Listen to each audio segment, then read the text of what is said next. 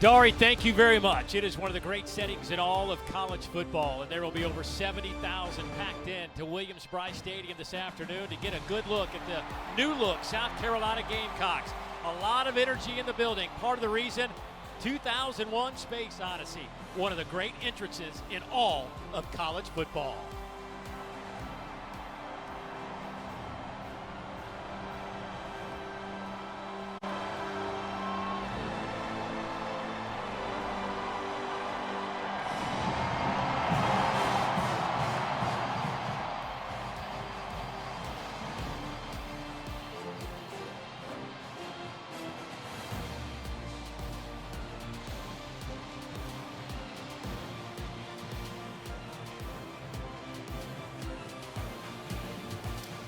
South Carolina hosting Old Dominion coming up here in a matter of moments. Two teams that dropped 7 games last year. Old Dominion making to a bowl game. Meanwhile, South Carolina had a long offseason, just 5 victories.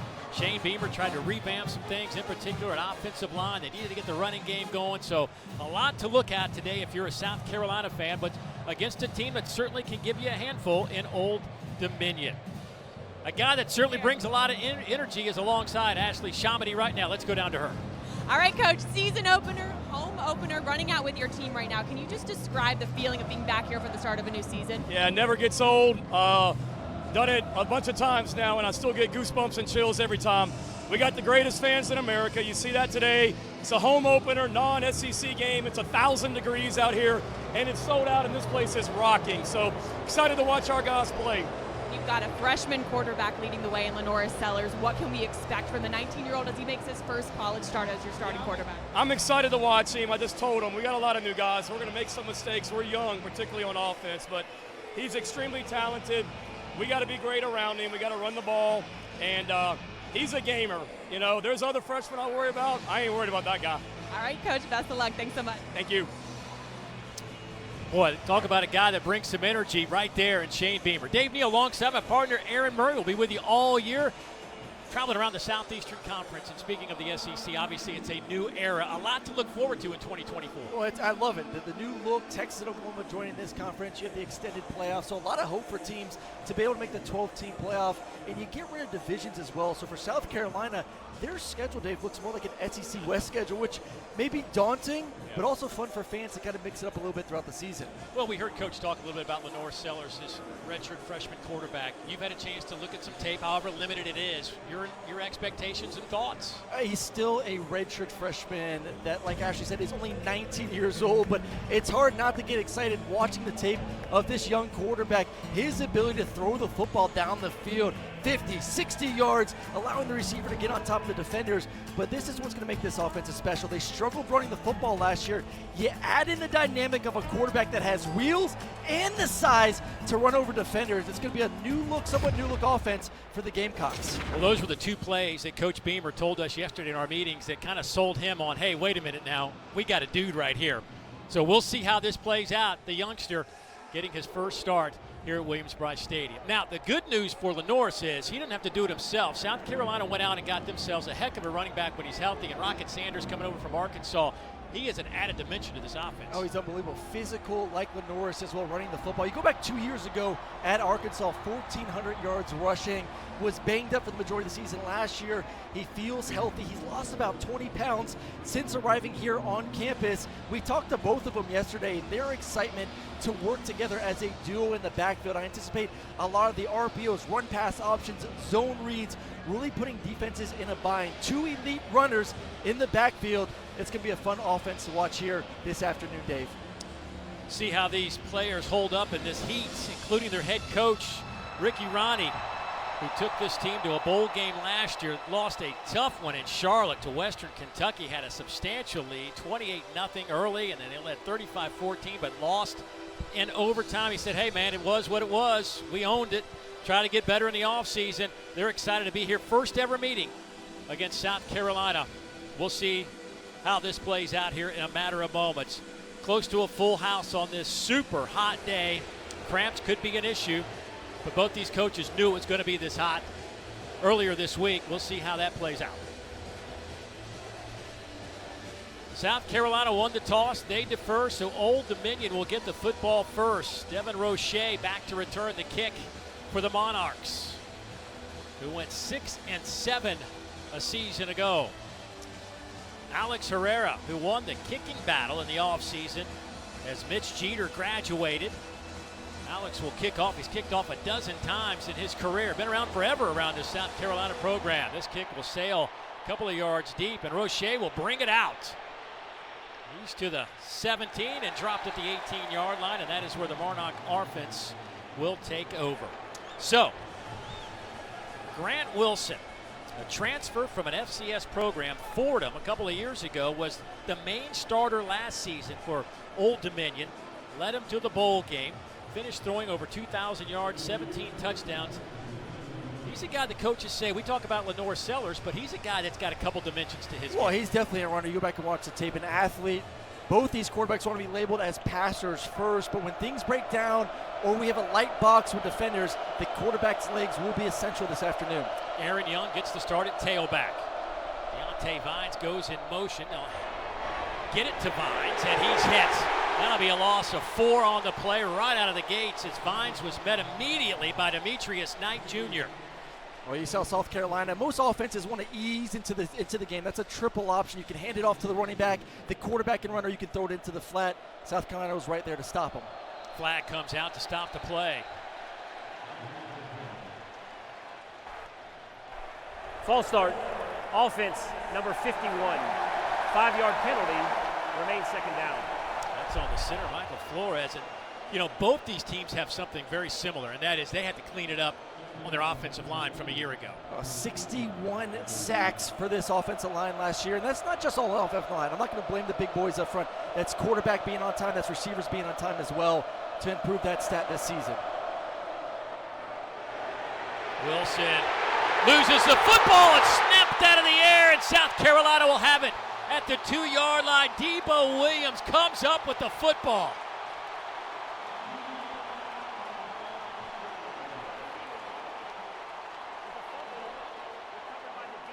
We talk about offense is coming out slow, but not the defense here at South Carolina. This place is loud. The defense is flying on the blitz.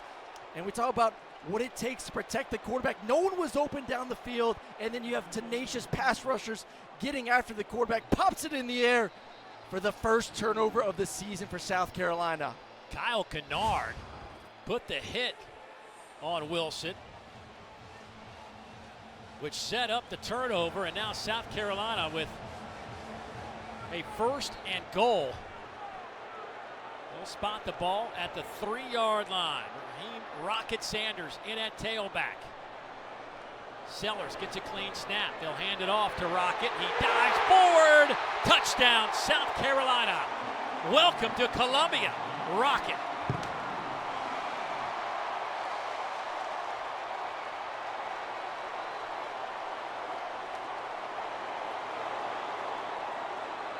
Dave, you and I talked yesterday after sitting down with Rocket Sanders about just the difference in his personality from a year ago. Banged up, not really involved in the Arkansas offense, and just his excitement to be here this afternoon, feeling healthy, being a part of this offense. He knows the offensive coordinator from his time there at Arkansas as well.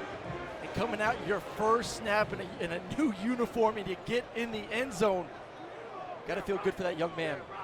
Still wearing a little bit of red, a little different flavor. The Garnet of South Carolina. They're taking a look to make sure that he did cross that goal line before a knee went down. Great effort. And yeah, I think he's going to be down. Where's the ball? He might be a little short. Yeah, I think he's going to be down about 1 or the half-yard line. So take it back. First run, not a touchdown for Rocket. I'm sure he's going to get an opportunity on the second play.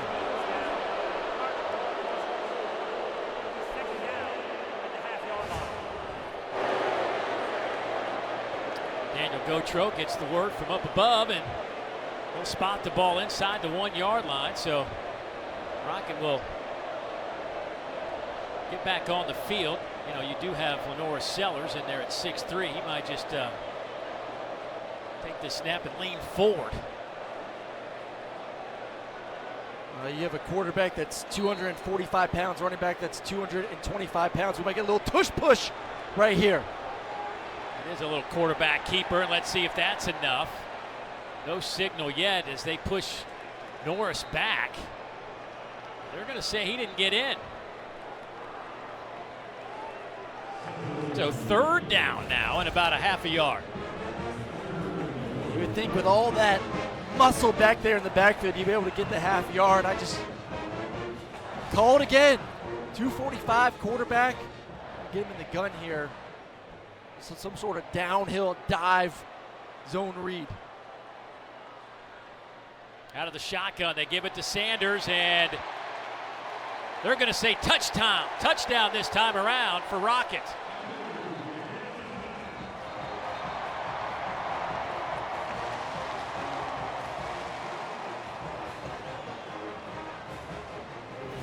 Third time's the charm.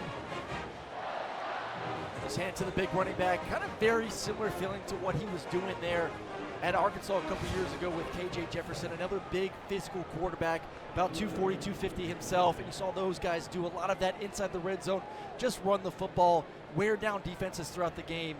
You'll get a lot of that with Rocket and Norris throughout this game here this afternoon. Well, the Monarchs did not make it easy for South Carolina, but they do punch it in. Here's the point after. Alex Herrera connects on the first extra point of 2024, and South Carolina, after a defensive stop that gave them the football inside the 5, get the touchdown from Raheem Rocket Sanders to lead it 7-0 here at Williams-Brice Stadium. On a hot afternoon, it started with the defense, a great turnover, getting after the quarterback, and you give this offense, with the size of their quarterback and running back, a short yardage. They're going to find a way to get in the end zone. Football is presented by Sonic. 7-0 South Carolina on top of Old Dominion. Didn't take long. A turnover created a very short field for the Gamecocks, and they got the touchdown from Rocket Sanders. And that one will bounce through the end zone, and the Monarchs will bring it out and try to reset offensively. This is a Old Dominion offense that averaged 23.8 points per game last year. That ended up being 10th in the Sun Belt. They threw for just under 200 yards a game. They rushed for over 150, but a revamped offensive line. As a matter of fact, completely new starters up front for the Monarchs here. Aaron Young back in a tailback. First down and 10 from the 25. 4-man look for the Gamecocks. Hand it off to Young, and he'll pick up a yard or two. Tough yards out to the 27-yard line. DeAndre Jules, first one there for South Carolina, who hit the transfer portal pretty hard, and they feel like they've got some exceptional talent in their front 7, or actually front 6 for the Gamecocks. Wilson has time, going up deep, has a man. Isaiah Page makes the catch. Page to the 15, to the 10. Dancing around, dives for the pylon, got it, touchdown Monarchs. 72 yards. This is an offense, Dave, that struggles on first and second down and long drives, but they can score quickly. 12 drives last year were touchdowns in less than 1 minute. They can score fast. It's just when they have to drive the length of the field, which was the issue. And one-on-one, just dancing, tippy-toeing the sideline is Isaiah Page, finding a way to get in the end zone to tie this thing up. Point after from Ethan Sanchez on the way. Isaiah Page, a former walk-on, led the team with 43 catches a year ago, couple of touchdowns. Just posted a 72-yarder as the point after is up and good, and we're quickly tied at 7. 4 career touchdowns. You can now give him 5, but how about some of the moves he was putting on? Woo! And this is something that Clayton White, defensive coordinator for South Carolina, told us yesterday. His biggest fear is just giving up the big play. When receivers get on top of the DBs, great job splitting the 2 defenders and running through it, and a perfectly thrown ball from Grant Wilson doesn't slow down the receiver that much. He's able to catch it in stride and then find a way to make one-on-one, and then this pylon cam. Looking like you, Dave Neal, on the dance floor. finding a way to get in the end zone. Big plays is what this team can do. They want to sustain drives, but you will take 7 points on the road against an SEC team any chance you can get. Credit to a couple of pieces to that little puzzle right there. Offensive line held up, gave Wilson a little time, and then Wilson threw a perfect pass to Page. Juju McDowell to return this kick for South Carolina. Coming near side. And that'll actually bounce through the end zone, and that'll come out to the 25-yard line. So what an answer from Old Dominion. We'll see if their defense now that has actually some field to work with can do with this South Carolina offense. Again, led by Lenora Sellers, the redshirt freshman from just up the road in Florence, South Carolina. Taking over for Spencer Rattler, who put together such a fantastic season. 2 seasons here, really. Played in 3 games last year. Perfect throwing the football. Averaged over 10 yards per carry. Led his high school state team to a state championship. 3-man rush by the Monarchs. Here's Sellers trying to find a little bit of room, and he does so out to the 30-yard line. Give him 4.5 yards. Mario Thompson pushes him out of bounds. Oh, this is a good example right here. Young quarterback, want to make a mark, the excitement of being the guy heading into the season. Yeah, I'm going to take away that first possession because it's a little bit unique getting the ball inside the 3, but right there, you have an easy completion into the flat. I want to see Lenore's just take completions. Don't try to force a big play down the field.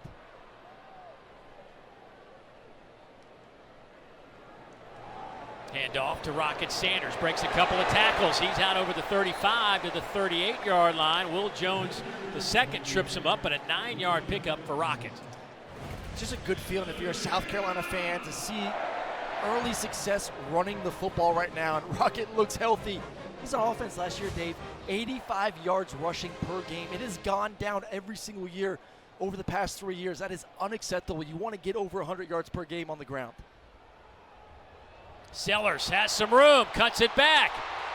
Taken down inside the Old Dominion 40-yard line. Manning able to hang on to those ankles of Norris. A gain of 21 yards. Sellers, gain of 21 yards. It's just too easy for the big quarterback. And talking to the staff, they said, oh, the offense is going to be that much different from last year with Spencer Rattler. Listen, when you got a 6'3", 240-pound quarterback that can run like that, you better make the offense a little bit different with him.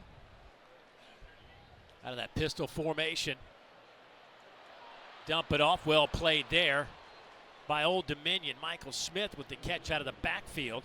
That'll be a loss of 2 on the play, but Smith Young steps up, does a nice job in the open field. You're going to see a defense right now, a little 3-2-6 action, playing 3 defensive linemen. They just struggle at that level of collegiate football to recruit big guys up front. Going to play with a lot of DBs on the field, 3 safety look. And those guys' job today, they're going to be coming downhill pretty aggressively. Sanders, little stutter step. It's down to the 33-yard line. That'll be a gain of about 8. Mario Thompson getting the start today. Old Dominion was hoping to have E.J. Green out there at linebacker, but he's a little banged up, so Mario Thompson getting the start today. Good to see 42 in white. Played a little bit the first series. We didn't think we would see him today. Jason Henderson, who's led the country in tackles the last 2 years. Here's Sellers, and he needed to get to the 28. He saw the stick right in front of him, but I don't think he got there. It's going to be 4th down and about a yard or so for South Carolina. Yeah, we'd like to see the big man put his shoulder down, get the first down. But I'm sure heading into that play, we talk about the newness of college football this year, Dave. The quarterbacks also have the earpiece in the helmet where they can communicate with the quarterback from the offensive coordinator. I'm sure talking to him before that play, it was, hey, we got 2 plays to get the first down. Don't force it. Try to get some positive yards. Hand it off to Sanders, and he powers his way for the first down. Manning again. Hit on that tackle from the secondary. I've been impressed with Sanders, and obviously a running back that's played a lot of football in the SEC. A lot of wear and tear, especially in the lower part of his body, the knees. And the cuts he's making right now, really good feel, great patience. This is a new offensive line that he's working behind as well. New system, looks very comfortable. Sellers will take it. Brady Hunt, the tight end, a transfer from Ball State with a nice block. Helping Lenora Sellers pick up 6 yards. Well, I love those zone reads nowadays where the quarterback's not only reading the defensive end, but you're going to get a back block from right to left from the tight end. He's going to turn into the lead blocker for the quarterback if he decides to pull it out of the belly of the running back. Great read, and then great block down the field. Oscar Attaway, the third in at running back. They will give it to him. Big hole off the right side. He's down to the 15-yard line. That's enough for the first down after a gain of 6. It's a great job by this offensive line. Going against a unique front, the 3-2-6. Once again, don't see a lot of that in the SEC. See a lot of it in the Big 12 and the type of offenses they run. So your blocking schemes, are a little bit different from what you're used to going against more four-down fronts. And doing a great job handling it, working their way to the second level to give their running backs plenty of room. 10th play of this drive, 8 of them have been on the ground. Make it 9 on the ground. This time, Sellers is stuffed. Manning and Colbreth make the play defensively for the Monarchs. It'll be second down. Well, that's going to be the interesting thing here this season, just in general for South Carolina, is you believe you have an improved defense, and I think they will be improved on that side of the football. Great front seven. They feel tremendous about their back end as well. Can you be an offense that can dictate the tempo, run the football, eat up clock, move the ball down the field, take it to an opposing defense? Sanders cuts it back, and he gets walloped around the 14-yard line. Jalen White McClain, the first one there. And it'll be third down coming up. The ball sits just inside the 15-yard line. It's going to be the first true opportunity to throw the football on a known passing down for this offense. And I would say if we talk about the improvements throughout the football team, the big question to me is the receivers. Who's going to step up from that room and make plays inside the red zone? 3 split to the near side. Sellers looking that way, and he is hit, and he'll be dropped back at the 23-yard line. That'll be a loss of 8. It'll be 4th down. Mario Thompson came flying in from his linebacker position to make the hit. Well, if they're going to bring pressure, they have to blitz someone from the second level. It's very difficult to get 3, rushing only 3 to get after the quarterback. So you're going to see linebackers blitzing, twisting up front. But most importantly, great job down the field. No one was open. Well, here's Alex Herrera. He has been on campus now. This is 6th season, but this is his first career field goal. A 40-yarder on the way. High enough, long enough, and it is good enough. So a 40-yard field goal will give South Carolina the 3-point lead. First quarter football from Williams-Brice Stadium.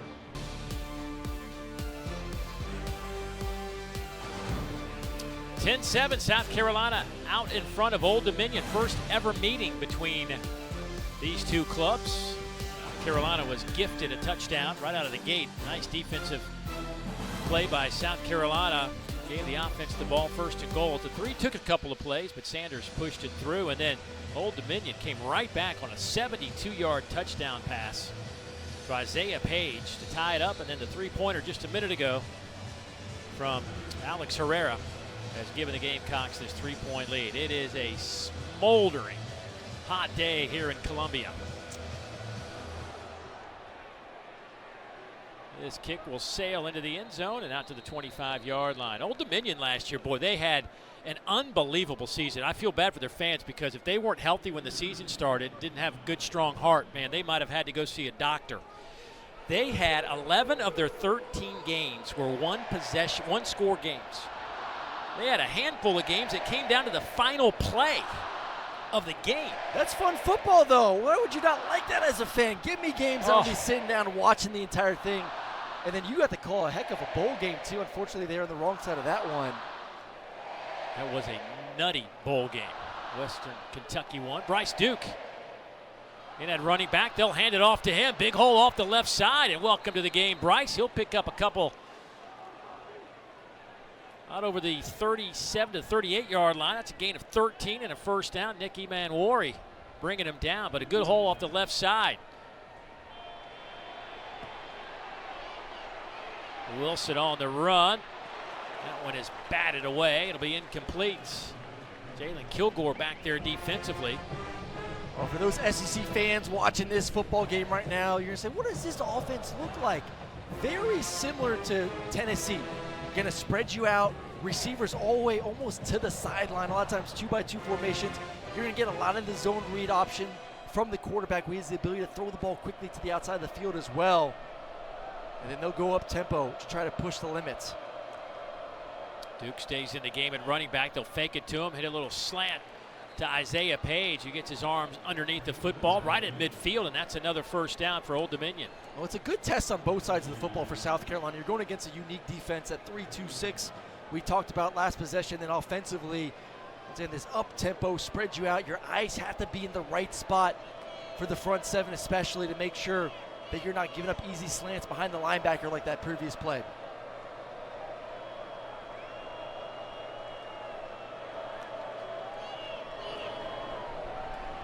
Here's Bryce Duke off the left side, drives it into South Carolina territory where Alex Huntley wraps him up. Gain of about 4 on the play for ODU. They get to the line of scrimmage in a hurry. Here's Duke again, lost the football as he was hit immediately there by Bam Martin Scott. 6th-year player, his 4th year here at South Carolina.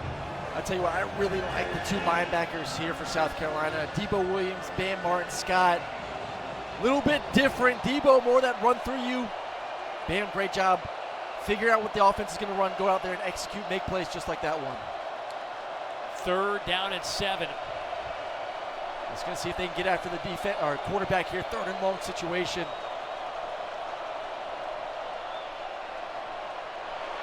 Pocket collapses right at the last moment. Wilson just airmails it into his bench. It is 4th down coming up. Let's see what ODU wants to do here. They're going to bring out the kicking unit. We got a little bit of a taste right there. Dylan Stewart, the 5-star defensive end, can be coming in mostly on 3rd down situations to be able to get after the quarterback. And man, do they love this young man. Beautiful size, 6'6", 250 pounds, can bend and get after the quarterback.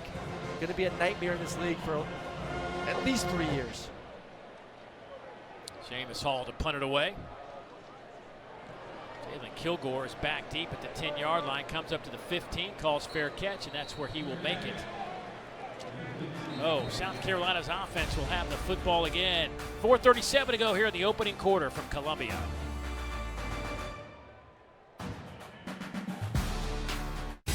Well, last year, Xavier Legette and Spencer Rattler had to be pretty much the show offensively. Legette, 71 catches, over 1,200 yards, 7 touchdowns. He and Rattler were a dynamic combination. Matter of fact, it got Legette to be a first-round draft pick, 32nd overall, just up the road with Carolina. But some sort of athlete. Boy, he was a lot of fun to watch in his career with the Gamecocks. That was a big bright spot for that offense last year, the combination of Rattler to Legette. Do we have a Sellers to Jared Brown? No. Incomplete. Flag down at the line of scrimmage.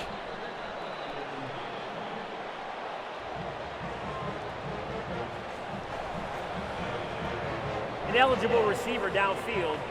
Offense, number 19. Number 19 was covered up and went out for a pass. 5-yard penalty, remains first down. Well, Dave, we got the first look of what this young man can do, throwing the football down the field. Stepped into it. And Jared Brown, the transfer from Coastal Carolina, who is a just dynamic athlete with the ball in his hands, just unable to track this one. Old Dominion has decided to decline the penalty. It'll be second down. Once again, a little taste for this fan base here of maybe some big play potential with that strong arm from Lenore Sellers.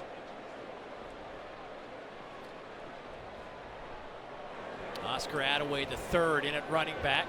Sellers will throw again. Pump fakes, lofts it up high in the air, and this one is incomplete. No flags on that far side. Crowd thought there was some pushing and shoving. Nate Manger was the intended receiver, but it'll be third down and 10. Pretty good from up here. Both offensively and defensively, a little hand grabbing. It's a good job by the referee keeping it in the pocket. See, a little grab of the jersey from the OD defender there. Now 3rd down and 10 from the 15-yard line. Attaway stays in the game at running back. 4-man rush. Lenora Sellers will throw high, and that one will be incomplete. Trying to hit the speedster Nick Harbor at 6'5", 235, and Nick came down awkwardly and now hobbling off the field. That's a play you got to make. You're a dynamic quarterback, doing a great job getting outside the pocket. You break down the defense. Nick Harbor does a great job of becoming a very friendly target to the quarterback. And like you said, Dave, 6'5". The speedster looking for a big second year in this offense. You got to put it right on the body, let him catch it. Then with that speed in the open field, who knows what could happen. Isaiah Page back to return this punt. Average 7 yards per punt return. Kai Kroger, one of the best in the business. Line drive kick, fair catch called for at the 40, so good field position coming up here for Old Dominion. Talking about Xavier Legette, and guess what? The former South Carolina star is with Ashley. Guys, I found him right here on the sidelines. And Xavier, what does this feel like for you being on the sidelines as opposed to being out there? Oh, man, it's great, man. Just being able to come watch the younger guys that I played with last year, man. It seems like they're excited, man, and they ready to play. And, man, the fans, they brought the energy out here for them as well. Oh, yeah, this energy is unmatched. Drafted by the Panthers, so you're right down the road. I know it's just been the preseason, but how has that transition been for you from college to the professional level? The transition has been pretty good for me, man. It's a little faster start while playing in the NFL. But I had a little downtime, man. I dealt with a couple of injuries, but, man, I'm back on track now and everything going great for me. And Xavier, rare in today's world to have someone spend their entire college career at one place. What does this school, this program mean to you? Oh, man, this program mean a lot to me. It got me where I am today. And, man, I'm very happy for this place, man, and it's going to continue to grow. All right, what do you think so far about Lenora Sellers in this offense? Oh, man, well, being able to be here with him last year and work out with him during the offseason last year, man, I know he's going to be a great player, and I like the way that he's doing out there now. All right, Xavier, thanks so much. We're excited to watch you in the NFL. I appreciate y'all. Guys. How do you not like Xavier Legette? How do you not like this pass rush from South Carolina? Kyle Kennard with a big series, a couple of huge plays for the Gamecocks. The transfer from Georgia Tech. He played 42 games over on the flats, making his presence felt here with the Gamecocks. That's a great job. A little hesitation in getting around the left tackle, and like you said, back-to-back plays, or two of the three plays, able to find a way to get into the backfield and be disruptive. They have 4 or 5 defensive ends that they can really rotate throughout the game, hopefully stay fresh, stay healthy. Gear, Kennard, Edmond, and then the young, talented freshman and Stewart as well. Rush is on, a wobbly kick, and a flag comes down. We may have a roughing the punter call.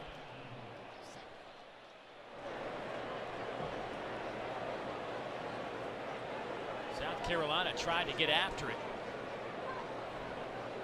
They've blocked 14 kicks the last 3 years. That is most in the SEC. They had 4 blocks last year. Running into the kicker, receiving team number 8. The penalty is declined. First down, South Carolina. Always got to be ready for some sort of beamer ball, whether it's in a return situation, block, a punt situation. And we got hit high and low. Yeah, I'm about to say, shot block on the punter there, essentially. Only 5 yards, though.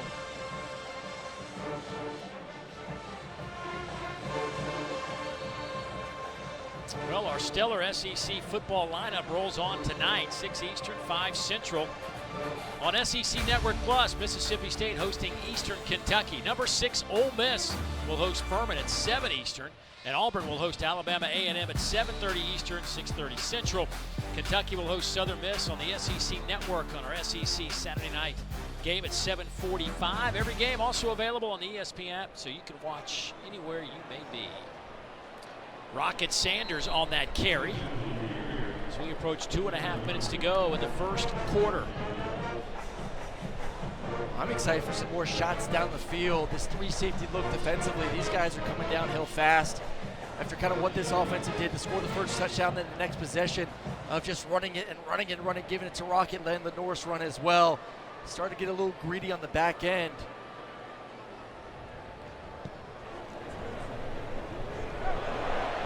Norris keeps it himself, and he is out to the 35. They'll spot him. I guess that big frame got it out to the 37-yard line, and they will move the chains good enough for the first down after the 8-yard pickup. Go back to last year's film and watching Spencer Rattler, obviously more of a passer, doing a great job throughout the preseason for the New Orleans Saints, but adding the dynamic of the quarterback run just involves so many more players defensively to have to worry about it. Pulling the big boys up front to create some space. Sellers pushed back at the last moment. Mario Thompson made the tackle. No flag down, but that'll be another first down. It's a great job by this offensive line, getting out front. You're going to see pulling tackles and guards, kicking out defensive backs. This offensive line too, Dave, last year, the key is going to be stay healthy. 9 different starting rotations for the first 9 games of the season. I feel like they've built some decent chemistry throughout the offseason. Have about 8 or 9 guys that can rotate in as well. Rocket Sanders trying to find a seam, couldn't do so. Picks up 1.5 yards. Ricardo Williams Jr. making the stop for ODU.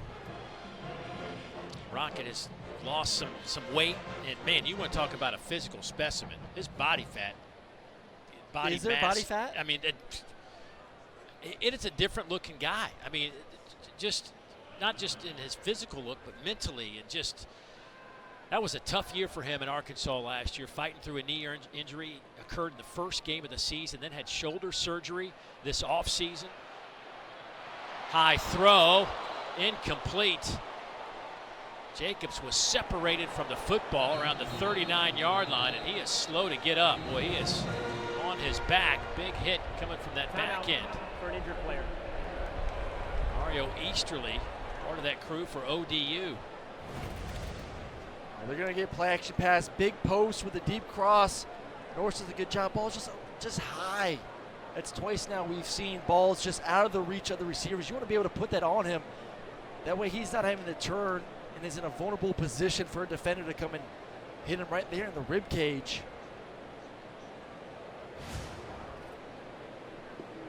Easterly, the redshirt sophomore out of Harrisburg, Pennsylvania, 14 stops a year ago. But boy, put his shoulder right into the chest of Andrevius Jacobs, a transfer from Florida State.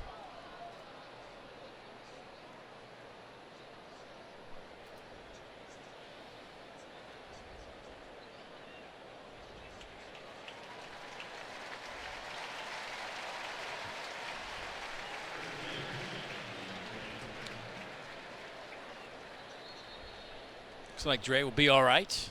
Easy for me to say, I guess, sitting up here. I didn't take the shot to the Have you ever had one of those shots before, Dave? My older brother used to wail on me pretty good when I was a kid. Oh, these 3rd and long situations have not been good for South Carolina. Just trying to find that breakout star at the receiving position, someone that you know you can go to. Pressure comes. Sellers trying to dance around it, can't do it. Drop by now Atola. Cohen, the redshirt sophomore, making a big play. Had 14 tackles in their bowl game, playing for Jason Henderson, their All-American linebacker, and now comes up with a big sack. That was a loss of 8 on the play. That is the end of the first quarter.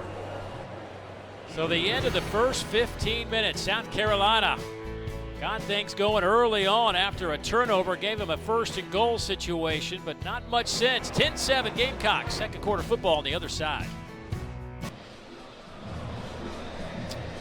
Back inside Williams-Brice Stadium. Great opening day crowd on this super hot day. South Carolina leading 10-7 in their 131st season of football. First year was back in 1892, had a couple of years off that they did not play. They are leading by 3 in the opener of 2024. Kai Kroger to punt it away for the Gamecocks. Isaiah Page back to return. Another line drive kick, and this one hits. It takes a favorable ODU bounce out to the 24-yard line, and that is where it will be downed by the Monarchs, by South Carolina. Well, tonight, SEC football final is back for another season. Dari, Chris, Benjamin, back to break it all down. They'll talk you through the biggest stories of the day and break down all the games. It's coming your way around 11 Eastern, 10 Central, right here on the SEC Network and the ESPN app. And, of course, a lot to talk about today. Georgia, a little slow out of the gates, but, boy, did they get it going. It looked like a real deal. I mean, that is a powerful football team we saw today. I mean, the Georgia big win versus Clemson. Vanderbilt's getting an awesome win at home to get their season going as well. Hand off to Aaron Young. Nothing doing there. Well, we got a second. Let's head downstairs, visit Ashley. All right, guys, maybe one of the most unique pregame rituals that I've seen yet is from Old Dominion's head coach, Ricky Ronnie.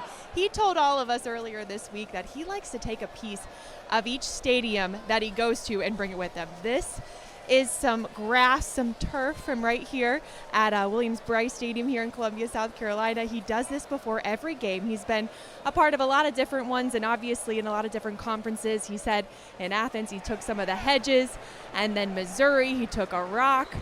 He was able to just get a little piece to bring it with him. He says he has something from over 50 schools, and his late father-in-law, who was one of his heroes, made a little box for him to be able to display all these little mementos through his coaching career. So, guys, just a really cool pregame ritual. He says people know he does it now, so I don't think he gets in trouble, obviously, but he does collect these little sandwich baggies and has them with him, and it's something he's going to be able to look back on when he's done with his coaching career, guys. Yeah, he used to come out with a little pocket knife. Nowhere to run for Grant Wilson. He is dropped back around the 16-yard line. He had some time, just couldn't get rid of the football. Well, that's Kennard and Stewart, two defensive ends just colliding at the quarterback in the backfield. But you said it best, Dave. Nothing open down the field. Has time. I mean, the pocket's collapsing on him. You feel the pressure as a quarterback. Can't really step up. You can't go backwards. Is that the worst, when you can't go forward? No, not really. Unless if you don't have the size, yeah, a little bit. But if you're able to get around the defenders, that's when you see the real big plays happens. If you can get outside the tackle.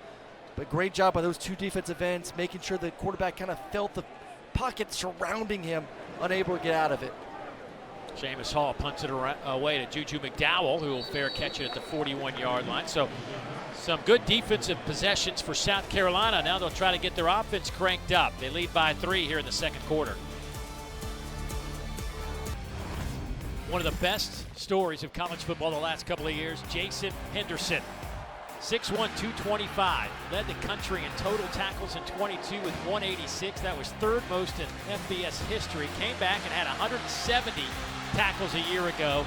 Just a staggering amount of plays he makes every game. Did not play in the bowl game, had a knee injury, took him a while to rehab it.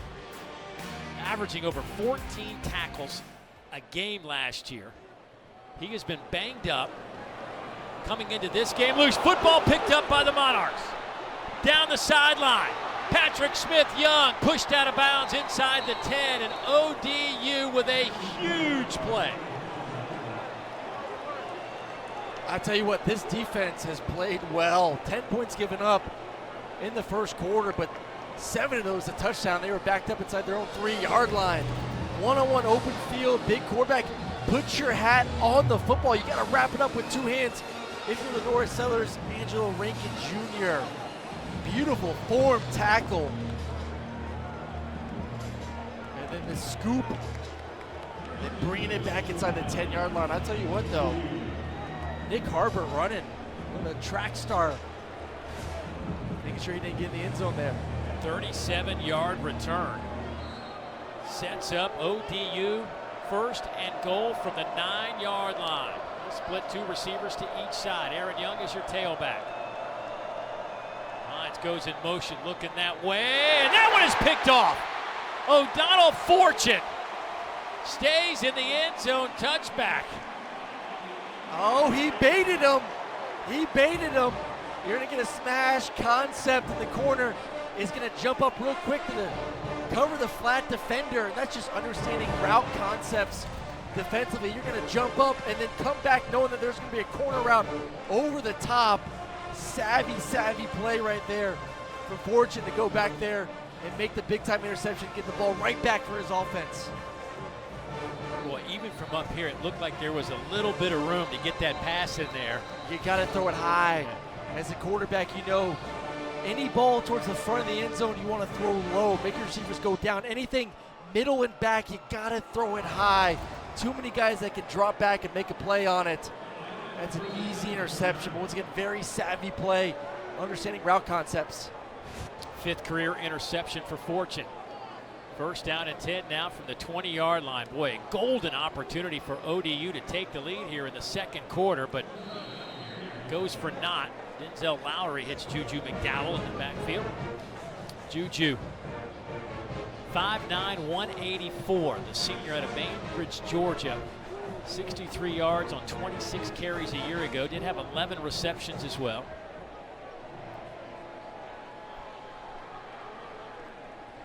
Second down. McDowell dancing around, cuts it back. Trying to get the edge, and he's knocked over by his quarterback, Lenoris Sellers. Ran right over him trying to get in front. I mean, we know Lenoris is big and all, but man, don't knock over your own running back. I thought we were about to get a house call. Great job, vision. And then Lenoris, who's a good 60 pounds heavier, trips up his own running back. That's when you go back and watch the film, like, man, QB, I'll take that to the house.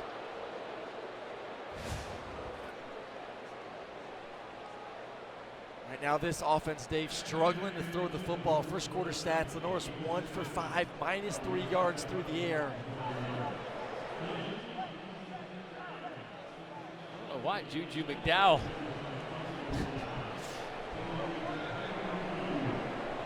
having a hard time keeping his emotions in after he felt like he was going to hit.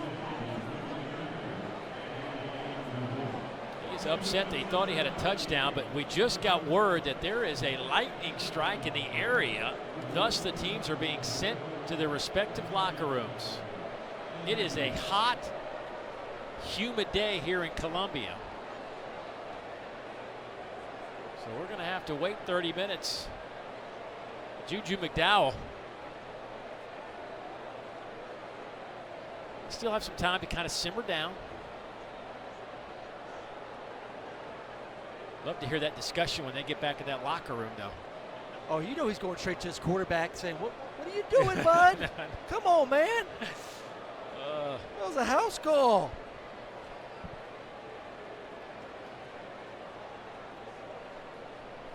So there is just some spotty clouds in the area. But our referee, Daniel Gautreaux, got the message and immediately went over to the sideline. And first had a conversation over there with Ricky Ronnie, the old Dominion head coach. So with 11:42 to go here in the second quarter. Very much, buddy. Appreciate it. Just, hey, that was just kind of a rehearsal for tonight's SEC final. Yeah, it's week one for all of us. We all need to knock off the rust a little bit, whether we're in studio playing a football game or in the booth like we are, and back to action. Yep.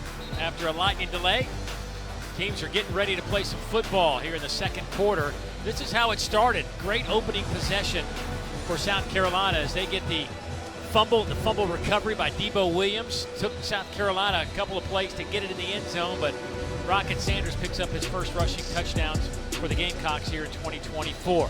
But ODU answered right back. Outstanding run by Isaiah Page to cap off the 72-yard touchdown pass from Grant Wilson.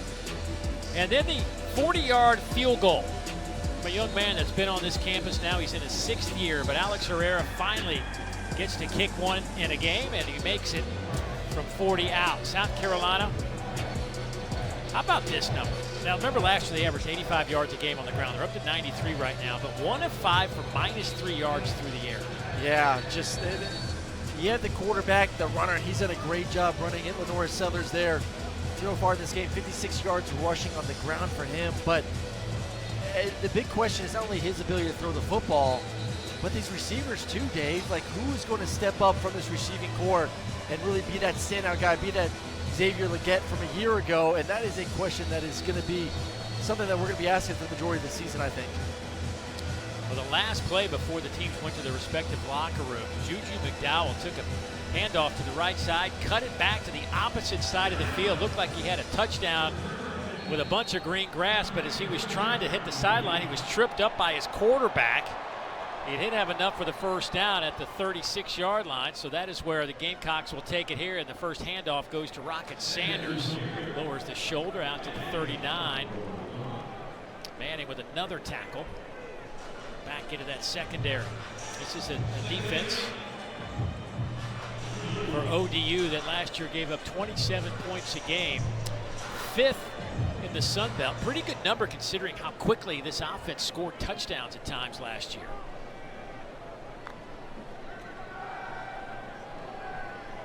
Quick hitter to the outside. That one's caught there by Mangrum. Breaks a couple of tackles and out to the 45-yard line. Gain of 7.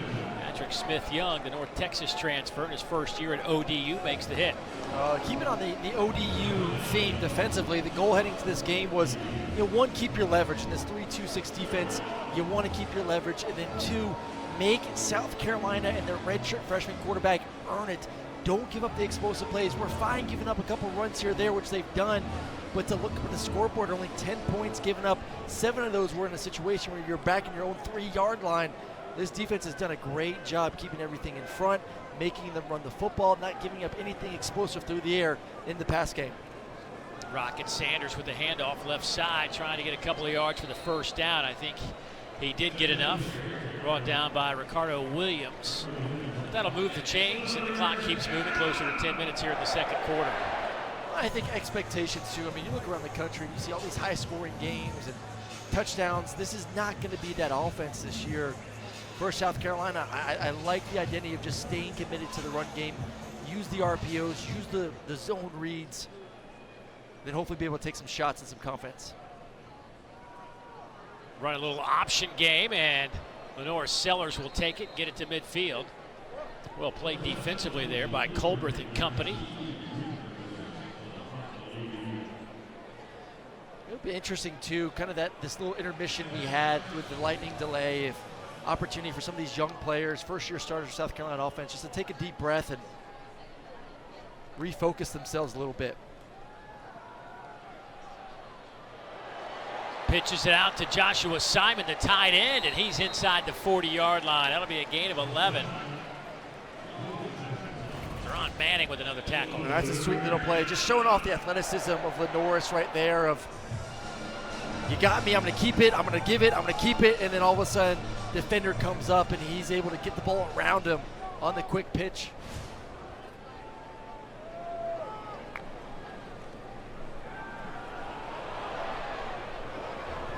And Lenora Sellers just had to throw it away. Patrick Smith-Young came in there from the edge, disrupted that play. After a discussion, no flag on the play. They're going to say he was outside the tackle. No, they are going to throw the flag. They're going to say that he probably wasn't outside the tackle box. I think the ball clearly got past the line of scrimmage. Intentional grounding, offense. The ball will be placed at the spot of the foul. The down counts. It'll be second down. See if we get a look at this. I thought he got outside the tackle box, Dave. And see, can he get outside the hash? I would say he throws it right there on the hash. So good call. No receiver in the vicinity of the pass. Ball does cross the line of scrimmage, but does not get outside that tackle box.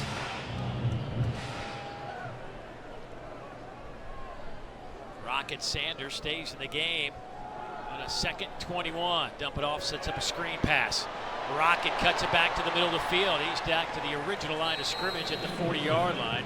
Koa Nawatola makes the tackle, the former walk-on out of Newport News, Virginia. Well, this is when the helmet comes into play, the recording device, the listening device for the quarterback, because you can tell a young guy, like, listen, it is a third and long situation. We're in kind of no man's land right now. We don't need to get the first down necessarily on this play. Be smart. The check down is there. So the ability of a coordinator to let a quarterback know that is invaluable at this stage of his career. Boy, some twist up front by ODU, and that pass is dropped. Brady Hunt, usually a sure-handed tight end, a transfer from Ball State, who was a freshman All-America a couple of years ago, just dropped it. I think just we're seeing the replay right here, but maybe just a little bit too far. Smart decision. Good job taking the check down like we just talked about. Take the completion, see if you can get 4 or 5 yards, and then make the coach make a decision if you're going to go for it or not on 4th down.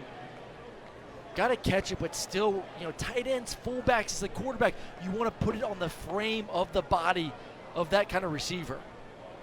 So Kai Kroger, who averaged 43 yards a punt last year, back to punt it away for South Carolina, end over end kick that hits at the goal line and bounces into the end zone. So nothing doing for the Gamecocks on that drive. Timeout on the field, 7:49 to go before halftime. All clear. Whoa, you see that? Craftsman style, 3-bed, 2-bath. Huh? Just got pre-approved for a mortgage with Navy Federal Credit Union. No down payment. Eastern time on an SEC Saturday night. Every game also available, you know where, over on the ESPN app. Grant Wilson, 3 of 7 for 81 yards. Has a 72-yard touchdown pass to Isaiah Page, the only points on the board for Old Dominion at this point. They had a golden opportunity, had a 1st and goal to 9, but Wilson threw an interception in the end zone. Aaron Young in at running back. Pressure comes immediately, and Wilson is dumped by Dylan Stewart, the 5-star freshman defensive end, a loss of 10. The first of many, I'm sure. I mean, the first step off the line of scrimmage, that right tackle had 0 chance. And look at the bend, he's 6'6", 250 pounds.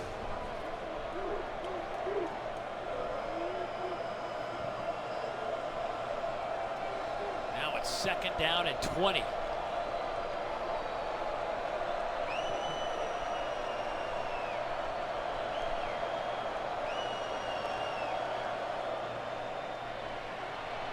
Wilson over the middle, and that one is incomplete. All 4 of our officials back into that field said the ball hit the turf. Nicky Manwari in coverage for the Gamecocks. Nicky Manwari, the force they call him on this defense, had an opportunity to reel in the nice interception and end up taking out Dylan Stewart on this 3rd down play. Would have loved to see the young freshman be able to get another opportunity to get after the quarterback.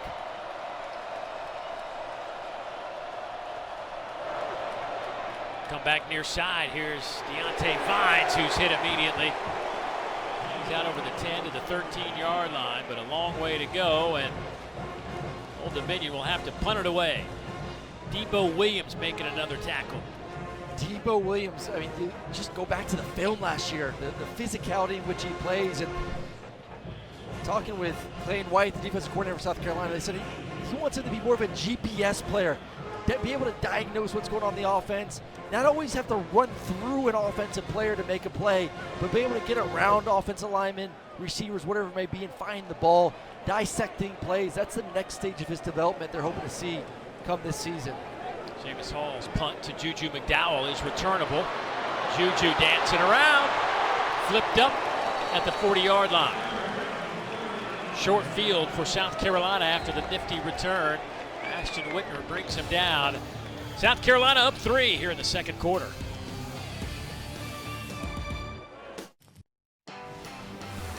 A much anticipated debut for the Norris Sellers, the star quarterback, big, physical. Haven't really seen him get any sort of rhythm throwing the football, but my goodness, when he pulls it and runs, you're seeing design run plays. Things aren't open downfield with his 3-safety defense from ODU. His ability to be that extra runner is going to give defenses headaches all season long. To me, now the goal going forward, not only the rest of this half, but into the 2nd half, is can he develop some chemistry with these receivers on the outside, but running the football, physical as it can be. Jared Brown slides into the backfield. He'll get the handoff here. Coming around the edge, has a 1st down, runs into his own man. Angelo Rankin brings him down, but a nice pickup on 1st down for South Carolina. Let's go down to Ashley. Guys, it was a quarterback competition heading into the season. Obviously, Sellers getting the nod. Asked Coach Beamer, why is he the guy, though? He said he was so level-headed. He's the same person every day, and I think us three, we can attest to that after just meeting him yesterday. Offensive coordinator Dow Loggins calling him a robot, but in the best way. Said at just 19 years old, it's a great quality to have in a QB. Also, he's been in the program now for over a year, knows the offense, and he's used to success. Led his high school South Florence to a 4A state championship his senior year. Yeah, didn't get to play as a junior. He was banged up, so didn't have a whole lot of tape. He was committed to Syracuse, but all of a sudden he just kind of popped on the radar. His senior year started to explode, and it's rare to have a quarterback out there, and at the last minute they were able to get him to convince him that coming home, staying home. Yeah, they saw him in a camp heading into his senior year, a camp they held here in Columbia, and just fell in love with him, but wanted to see him play some actual football, and was lucky enough to get him to decommit from the Cuse and stay home here in South Carolina. Hand off to the left side, not much there. Jason Henderson, his first tackle today. Henderson and Lowry combined on that. Henderson, the young man we talked about for Old Dominion, he is chasing down the NCAA record for tackles for a career. Has a chance to get there. Incredible story, too, for just kids at this level that you can stick at a university. You don't have to go to a Power 4 team in order to have the story that he's been able to create. Henderson comes on a blitz and try to throw right over that, and it's incomplete as Lenora Sellers throws it into the grass looking for Jared Brown. Well, that's just chemistry right there, Dave, of two guys not on the same wavelength. Zone coverage on crossing routes. The receivers taught to sit. If there's green grass man coverage, you're going to stay on the move. You're going to run. You're going to run. So as a quarterback, you have to anticipate, hey, there's a defender out there in the flat to that side. My receiver is going to hold up in the zone for me, present his numbers, be very friendly. And that's just going back, watching the tape, and then working on that going forward. Alex Herrera, he hit from 40 yards. Fake field goal. Kai Kroger, the holder, lofts it up to the end zone, and it's caught! Touchdown, South Carolina. Brady Hunt, the tight end, hangs on. Kai Kroger is something else throwing the football. A flag, though, may nullify it. Ineligible player downfield. Offense, number 76. 5-yard penalty, remains fourth down. Right guard, Simpkins. Man, what are you doing downfield? you know it's a fake. What are we doing? Oh, And he ain't going to run it. He ain't running it. It's a pass play. Kai Kroger in his career is 7 of 8 with 2 touchdown passes. Okay. Sign him up, coach. He was about to be 8 of 9 with 3, but ineligible receiver downfield, man downfield. So now it turns into a 46-yard field goal for Herrera, who hit from 40 earlier in this game. Good clean snap, hold is down. Plenty of leg. Herrera's been around this program, but had to watch guys like Parker White, Mitch Jeter, 2 of the best to ever come through here. Kicked the last 4 years, and now he gets his opportunity and starts 2 for 2. That would have been unique, though. Kicker with the, or punter kicker with the first touchdown of pass of the season. Not Lenoris, but a specialist. And we're going to take a peek and see if Simpkins was downfield at number 76. Nice fake. Yeah, he starts wandering a little bit too far. Yeah.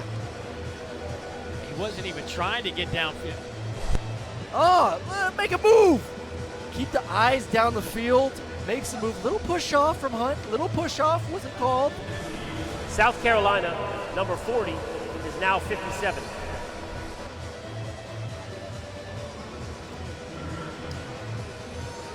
So 3 on the board for the Gamecocks with 4:02 to play before halftime.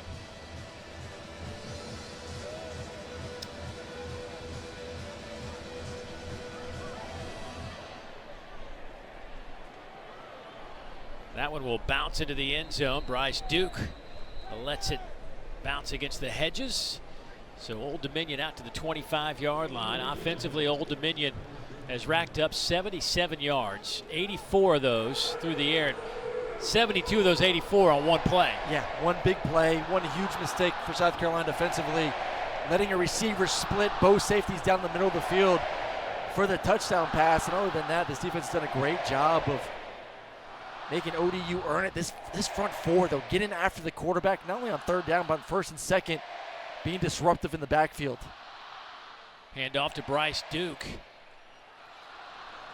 He'll pick up a couple of yards. Demetrius Knight Jr., the linebacker, the sixth-year player out of Locust Grove, Georgia, who transferred in from Charlotte.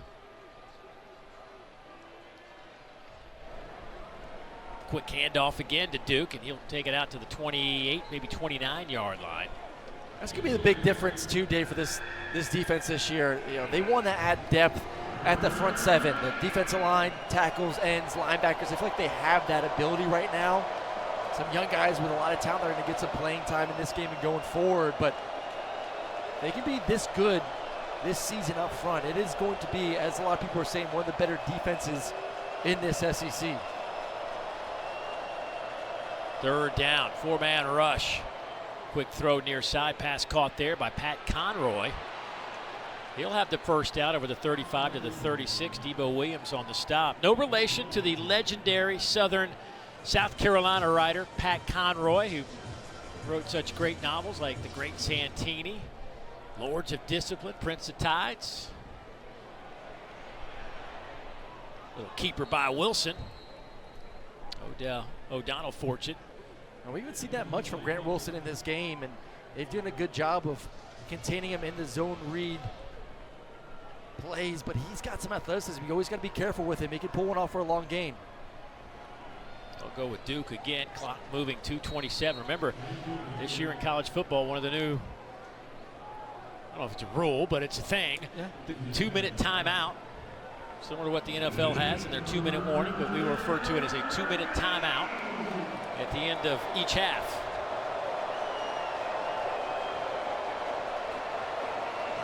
Old Dominion may just let this clock go to the 2-minute timeout. That's exactly what they're going to do. So 2 minutes to play here in the first half.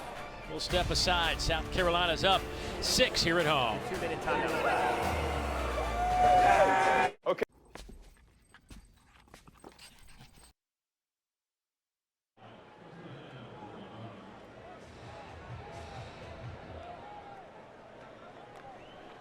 So first down catch by Isaiah Page keeps this drive alive, and just as soon as I say that, Grant Wilson is dropped back at the 40-yard line.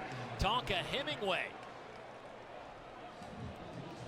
at a sack and a half a year ago, picks up his first of 2024. Only a sack and a half, but 7 PBUs, pass breakups, which is crazy for that position. Super athletic basketball player, can dunk it on the best of them. Making a nice sack here in the first game of the season. 5 sacks today for South Carolina. Almost had number 6. Pass is batted away at the last moment, trying to hit Pat Conroy. Judge Collier back there in coverage from his corner position. And now it's third down and 18 for ODU. Expect some sort of screen, run the football, draw, third and long situation. The way this offense line's been unable to protect the quarterback, get it out of his hands, protect your guy. For South Carolina, great opportunity to take a timeout and then have a 2-minute drill for your quarterback to be able to get off the field right here. Yeah, 3 timeouts remaining for South Carolina. 3-man rush, drop at 8. Nowhere to go, that one's underneath. Only a gain of about 4 on the play to Bryce Duke, but he had to get all the way down to the South Carolina 41. South Carolina will South Carolina burn one of those 3 timeouts. It will be 30 seconds. Please reset the game clock to 1 minute 16 seconds. Thank you. With halftime's coming up in 1:12. Let's get it to Dari for an update. All right, Dave, thank you much. Yeah, coming up in just a bit on the Auto Owners Insurance Halftime Report, you get me, Watson, and Dory. We'll show you what's going on at the Swamp. It's not necessarily pretty for the SEC. Georgia big was pretty for the SEC. What are you seeing from the Gamecocks here so far? Defense dominated. Yeah, a lot of defense. I was about to say 5 sacks. Defense is getting after it. Defense is. Offense could do more. We hope to see that happen shortly here, right, Dave? Thanks, Dari. Boys, we'll see you And a minute, actually put 4 seconds back on the clock, so a minute 16.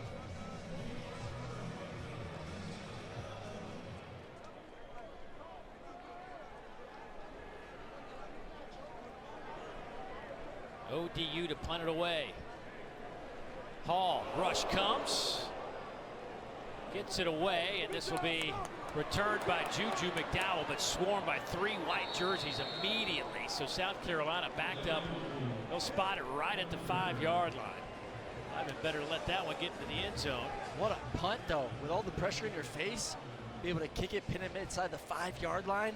It's an interesting situation. I think for Coach Beamer here, you have a young freshman quarterback, redshirt freshman quarterback. You've probably worked, obviously, 2-minute drill in springtime. You worked it in fall camp. And I know it's backed up, and we're in a ball game here.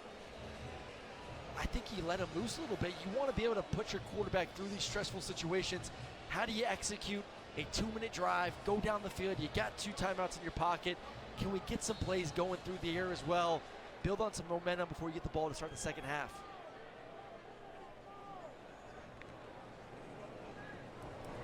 They're going to hand it off to Rocket Sanders. Not a whole lot of room to run off that left side. Give ODU a bunch of credit. They came in here 21-point underdogs. A revamped roster. And a couple stalwarts coming back defensively. They are only down 6 as we sit here with 36 seconds to go before halftime. Rocket Sanders stays in at running back. 3 receivers split to the wide side of the field. Clock ticking down now to 25 seconds. And it looks as though South Carolina is going to just try to get this one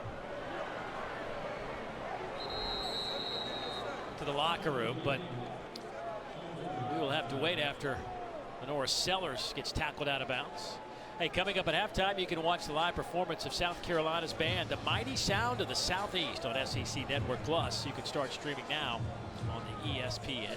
I'm not gonna lie, I'm a little disappointed, Dave. I would have loved to see you put your young quarterback through a 2-minute drive in a real game situation to see what he's able to do. I know the pass game has not been effective here in the first half, but Sellers is brought down. That'll be enough for the first down, but I'm sure South Carolina will probably just get this one now to the locker room. Denzel Lowry picks up a late first half stop. Defensively, been very impressed with what South Carolina, other than the one big play they gave up to Isaiah Page, they have been fantastic, especially that front 6. The pressure's been fantastic, 5 sacks, but a lot to be left in the tank offensively after 30 minutes of football. yeah, I think this is an offense that needs to continue to figure out their identity from the receiver position, Dave. It is 13-6 here at the break. Let's send it to Dari, Chris, and Benjamin back at our Charlotte studios. Stadium, where it is a warm, muggy afternoon. Second half football coming up in a matter of moments.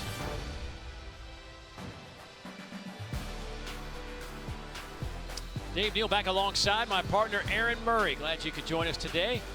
Ashley Chalmette down on the sidelines. We will join her in a matter of moments. But Aaron, obviously not the start offensively for South Carolina. But what are your big takeaways from the first half? Well, first off, the defense looked great. I think that's the one thing that they wanted to improve. The front 7 got after the quarterback, stopped the run.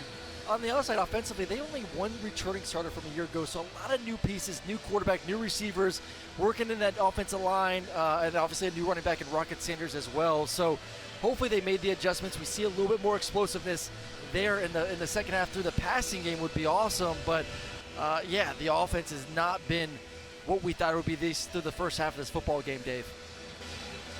South Carolina will get the football to start the second half. They won the opening toss and deferred, so that offense will be back on the field here in a matter of moments. Not from a statistical standpoint what you were thinking for South Carolina. 143 yards of offense, 24 yards through the air, 119 on the ground. But that defense was something now for South Carolina in the first half. They held ODU to just 97 total yards. So from a coach's perspective, what do you try to do to maybe get this pass game going? What are you looking to do? What would be the safe thing route to go? Well, I think the safe route would be get your quarterback on the run. Easy completions in the flat, continue to run the ball, but I just want to see you take some shots to build some confidence. Well, here it looks like they're going to try one right out of the gates. A lot of pushing and shoving going down the field. Jared Brown, the intended target, covered back there by Rashid Reason. Oh, he did take the shot. He took the shot, but he had another guy right wide open on a deep cross for probably about a 25-yard gain, if not more, if he catches it. So, like, that's the balance. Like, you want to take shots, but you still got to read the defense. If you got a safety drop in with a corner 2-on-1 situation, there's a wide open deep cross that would have been a chunk play for this offense to get going. Lenore Sellers keeps it himself out over the 30 to the 33-yard line. Will Jones brings down that big frame of Lenore Sellers at 6'3", 240 pounds out of Florence, South Carolina. 7-yard pickup. Well, and that's something too. If you get into these third and medium situations, I think they just got to get some completions. You look at him right now, 4 of 11, 24 yards passing. There's no rhythm between him and his receiving core or tight ends at the moment. So you just got to get some easy, quick completions. And off to Sanders, and he will be shy of the 35. It's going to be 4th down. Jalen White McLean steps up into that hole, and now it's 4th down, and it looks like it's going to be about a half a yard. Maybe closer to a full yard, and the Gamecocks going to keep their offense out there, it appears. I'm sure this is a little bit from, obviously, the boss man saying, we just need to get going. We cannot come out of here after halftime making adjustments, trying to get some rhythm on this side of the football, and all of a sudden go 3 and out to get things going. Rocket Sanders in the backfield. They will hand it off to Rocket. 1st down and a bunch more out over the 45 to the 46-yard line. Patrick Smith-Young on that tackle. Let's go down to Ashley.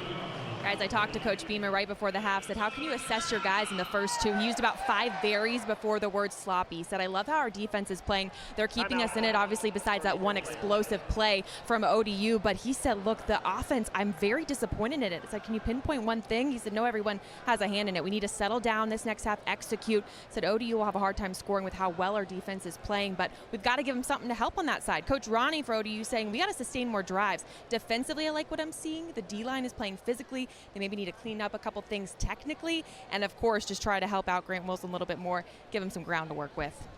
Thanks, Ashley. That's Jared Brown down there around the midfield, the South Carolina logo. The redshirt junior, the transfer from Coastal Carolina, has 108 career receptions while at Coastal Carolina. 58 of those came last year, and well, that's one of those scenes that you don't ever like to see, a guy being escorted off with a bad limp. They were excited to get him on the field today, anxious to see what he could bring to this offense, and this is what it looked like at the end of the play. A little bit of a roll, and hopefully fine. Like you said, you go back and watch the tape, and I had an opportunity actually to cover him a couple times at Coastal Carolina, and what an athlete in space, jet sweeps, wildcat quarterback, tunnel screens, things like that. Not extremely big at a 5'11", about 190, 195, but electric with the ball in his hands. Sellers throws it at the feet of Michael Smith, incomplete. Not confident there, and some miscommunication. You saw Rocket Sanders almost trip his quarterback. He looked like he was a little bit confused with the protection and play call, and then Sellers going through his read, working from right to left in an all-hitch situation, and should be an easy read. Catch the ball, rip it to your best guy with off coverage.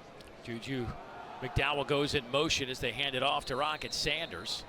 Patrick Smith-Young with another tackle. That's a gain of 4 on the play.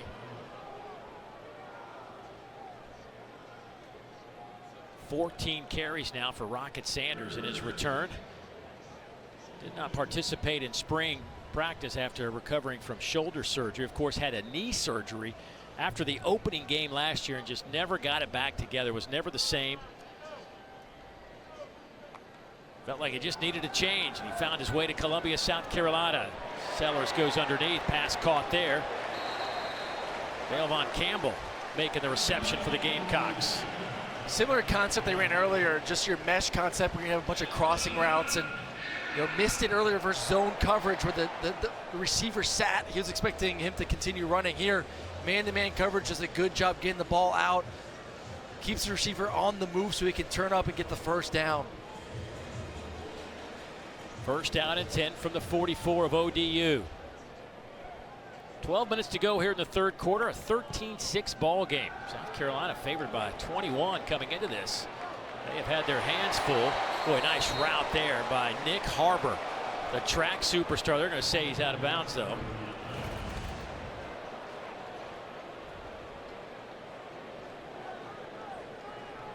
Or are they? No, he's out. The left foot goes down out of bounds. Yeah. It's another one, though, too. I mean, this is a 6'5" receiver. And a handful of times we've seen from Sellers guys that are open, and the ball is just a tad bit too high to a tight end. A couple times to Harbor. He's 6'5". You got to be able to put it down a little bit for these guys. Sellers takes it himself. Koa Nawatola in on that tackle.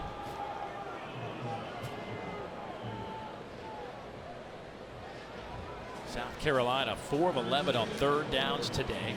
Looking at a 3rd down and 6 coming up. They're 2 for 2 on this drive, however. Well, they've been able to get a third in manageable situations where still there's a possibility of a run in 4-down territory. Definitely a possibility of a run here, too.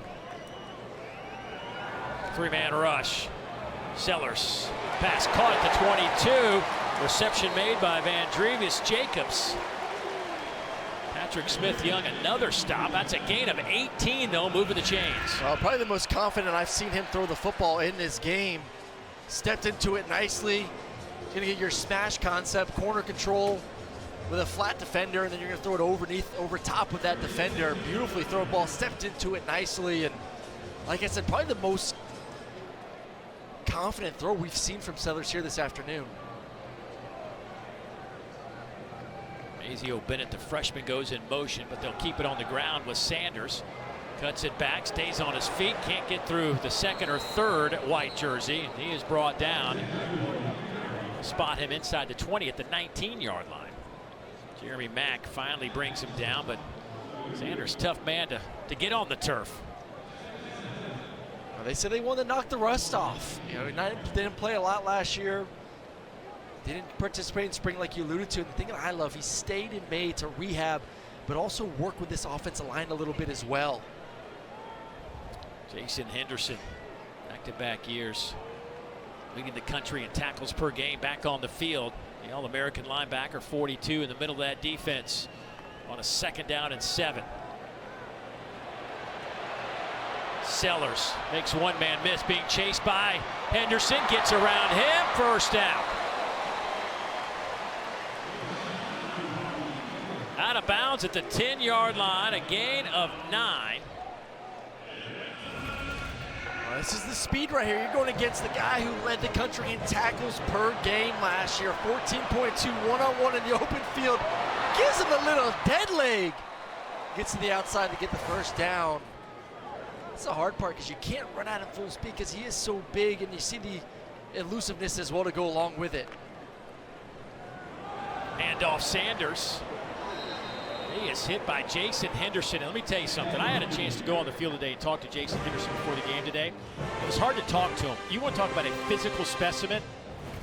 I mean, he's got anaconda for arms. You're not getting out of that. No.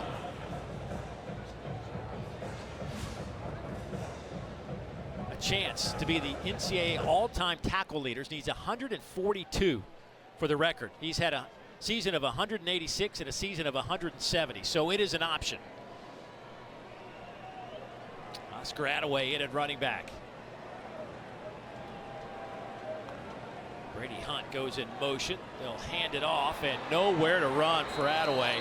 Cole Daniels this time, getting in the backfield, disrupting things for the Monarchs. That's a great job by big number 99 getting in the backfield. That's not the quarterback's read key. He's reading the defensive end on the outside, and Cole Daniels makes it easy. Being disruptive there. Nothing you can do as a quarterback. Your read key goes the outside. You got to give the ball. And Cole Daniels does a great job getting around the offensive line to get the tackle in the backfield. And this is a tricky situation. 3rd and 10, 10-yard line in the red zone. Got to be real careful. You want to walk away with points here if you're South Carolina. 15th play of the drive. And it'll be a sack drop back at the 17, Mario Thompson. The sophomore out of Richmond, Virginia, wrestling Lenora Sellers to the turf. Well, Casey Henry, the right tackle, needs to go out. You see the right guard moving to get the defensive end. He needs to push out to get Mario Thompson on the outside. He doesn't do so. Free lane to the quarterback. Not much you can do right there, not given any time to be able to push the ball down the field and try to get in the end zone. So again, Alex Herrera steps onto the field. Another kick that is solid through the uprights, 33 yards out. And that'll split the uprights. A 16-7 ball game here in Columbia, South Carolina. Yeah, Dari, Aaron and I have been talking about it. Like, it's hard to quantify. Like, is Georgia that good and Clemson has fallen that far? I mean, I don't think Clemson's fallen that far. Georgia's just that good. I think Georgia's that good, but Clemson's offense is been somewhat of a struggle bus for the past few years to just not hit on these quarterbacks, unfortunately. Hey, Read and React with Cole Kubelik and Roman Harper is back for yet another year. Each week they'll take a look back at the biggest plays, players, and games from the weekend. Boy, a lot to digest after this week one. Season premieres Monday night, 7 Eastern, 6 Central, right here on this very network. We like to call it the SEC Network, and of course you can always find it on the ESPN app. So Old Dominion certainly not out of this by any stretch of the imagination. Their offense just has to pick up some first downs. They got to get back. They can't keep their defense on the field as much as they have been of late. Aaron Young in the backfield on first down and 10. Hand off to the right side will get a few yards. Nicky Manwari. Well, Dave, they got to be better on first and second down. Yeah. I mean, how many times have we started a drive and it's a sack, tackle for loss, and you're behind the chains against this defensive line that is dominating right now? Wilson. Flag comes out in the backfield, and I believe it's going to be a hold back there. Boy, the way that Kyle Kennard got up, he was looking around going, did you not see that? Tell you what, this whole defensive line has played well, but the two additions Holding this offseason. Offense, number 58. The penalty is declined. It'll be third down. Kyle Kennard from Georgia Tech, and then Dylan Stewart, the five-star freshman. Those two guys have made immediate impacts already here for South Carolina. They decline that penalty, so it's third down and 7. Aaron Young in the backfield alongside Grant Wilson. Page goes in motion to the wide side. They will go to the hash mark, and that's a first down catch made by Miles Austin, his second year with ODU. A former Pitt Panther picks up 18. Well, that's a great job by Grant Wilson, sitting in there, getting hit right in the chops, and just a miscommunication on the backfield with the motion. Both defenders kind of playing outside leverage. No one taking the inside receiver down the middle of the field, wide open for the first down completion. They'll stack a couple of receivers wide to each side. Aaron Young in the backfield. They'll hand it to him. He gets close to midfield and will power his way into South Carolina territory for a pickup of 5. Debo Williams with a stop there. Debo, the senior out of Smyrna High School in Delaware. 113 stops last year. This pass is, they're going to say catch. Yeah, forward progress. They're going to spot him down to the 39. Not only did he catch it, got an extra 4 yards out of that. Miles Austin, Mr. Go-To receiver on this drive. See if they can wear down this defense a little bit. 4-man rush. Wilson. Pass incomplete, looking for Deontay Vines. Nicky Manwari back there in coverage. Dave, you said it. They need to get moving the football a little bit, and I would say Grant Wilson right now looks to be a little bit more rhythm at the moment. Ball's coming out. And I think you're going to be on more rhythm when you get hit as much as he got hit to start this football game. You're going to hit that back foot, take a quick hitch. Ball's coming out now. You start to feel that pressure, and the fact that he's throwing it with as much confidence as he has on this drive with the amount of time that he has been hit.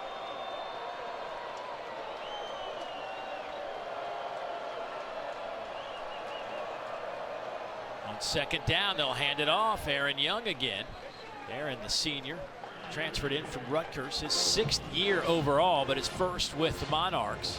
Kyle Kennard gets credit for the tackle. Aaron Young, brother, former ODU linebacker Jordan Young.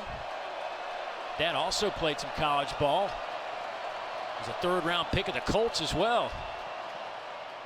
That one's batted away. Nice job to avoid any contact by Jalen Kilgore as they were trying to hit Isaiah Page. It's a great job. Outside leverage, he reads it perfectly, anticipating the inside slant and just jumps all over it. Ball is accurate, good route, but just better defense by Kilgore. The little man coverage inside, outside leverage with inside support, anticipating the route and jumping all over it to create this fourth down situation now. Yeah, Old Dominion not very good on fourth downs last year. They were 7 for 26. Start of the year 0 for 9. It is 4th down and 7. South Carolina bringing the heat. Wilson sees it, feels it, first down. He's to the 20, down to the 10. He dives for the goal line. Touchdown, ODU, 36 yards for Grant Wilson.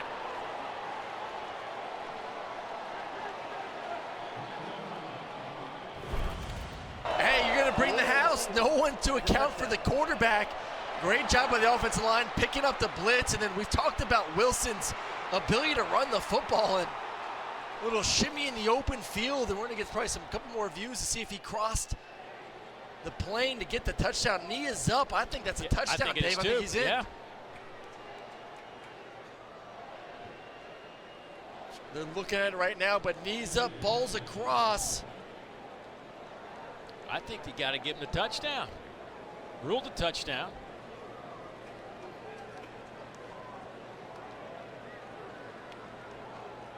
Boy, just a savvy play by Grant Wilson, though. Well, it's just recognizing coverage, knowing that, hey, you're going to bring 6 defenders. If we can pick this up, you're playing man-to-man with a single high safety. There is no low-hole wrap defender that's watching the quarterback. And it is a touchdown. Here comes the point after. Ethan Sanchez trying to make this a 2-point game. Clean snap, kick is on the way, and it is no good.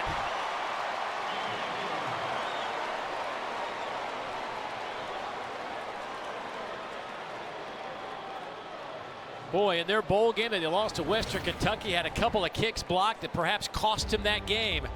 But this, though, keeps him in the game. Grant Wilson goes 36 yards to the end zone. 16-13. Monarchs in this one in the third quarter. For my Seminoles, after getting thumped pretty good by Georgia Tech, that it's a long season, and now you actually have 12 spots to get into the postseason. So all is not lost, Seminole Nation. But here, South Carolina trying to hang on. Old Dominion has cut this to 3. Remember, this is a team last year that played 11 one-score games, went 6-5 in those games. That was an NCAA record. 6 went down to the final play. The last 3 games came down to the final play and got him into the bowl game. Juju McDowell, flag comes out. Juju dropped around the 27, 28-yard line. So you're trying to say they know how to play close games, Dave. That's what they do. They know how to play. That's just what they do at ODU. Holding. Return team number 27. The penalty being enforced half the distance to the goal. First down, South Carolina. Well, it's a new batch of players here for OD because they have 57 new players on the roster, 28 transfers. So they are keeping with the tradition of close football games as of right now, only being down 3 points here against South Carolina, and they've done what they need to do on defense. They've given up yards at times, especially on the ground, but haven't given up touchdowns besides the first drive where South Carolina only had 3 yards to go to get in the end zone. It's been that bend but don't break. Very disciplined, stay in your lanes.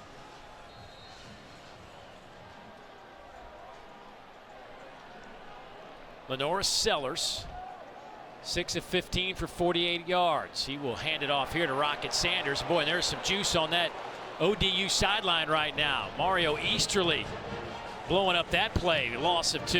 Yeah, Jamez Drummer, number 32, doing a great job of making Rocket move side to side instead of getting north and south downhill once he got the ball from the Norris. And that's the one thing with his defense is 3-2-6. Once you get a guy moving east and west instead of north and south, those safeties are so aggressive to fill downfield along with those linebackers.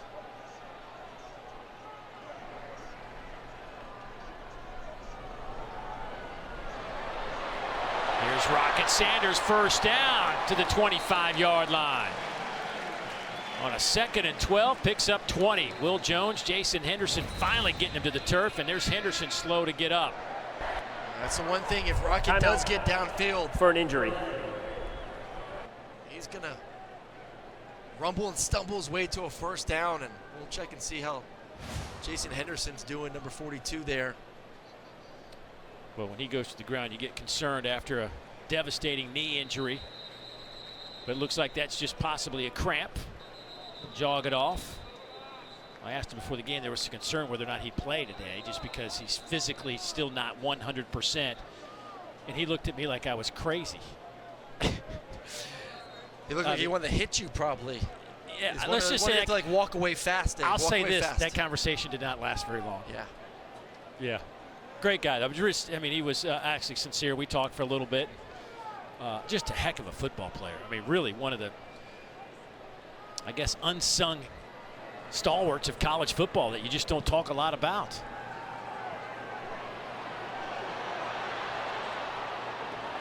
Nice patience, gets it to Vandrevius. Jacobs breaks a tackle inside the 35. Jacobs, oh, so close to getting that one to the end zone. Pick up of 41 yards. And there's an accurate pass from Sellers. A couple of those have been high with receivers having to jump. And this is the good thing, when you put it on the receiver's body, extend the play, no one's open, move. Find him and just put it on his body. Look at the separation, then they give the receiver to go run down the field. Oh, nice little stutter step. And Sellers will throw that one away. Cohen Awatala chasing him down. Cohen came in to replace Jason Henderson. there's no foul for intentional grounding. The quarterback was outside the tackle box, and the ball crossed the line of scrimmage. 2nd down. Gamecocks now up to 263 yards of offense. Clock sits at 3:01 to go here in the 3rd quarter.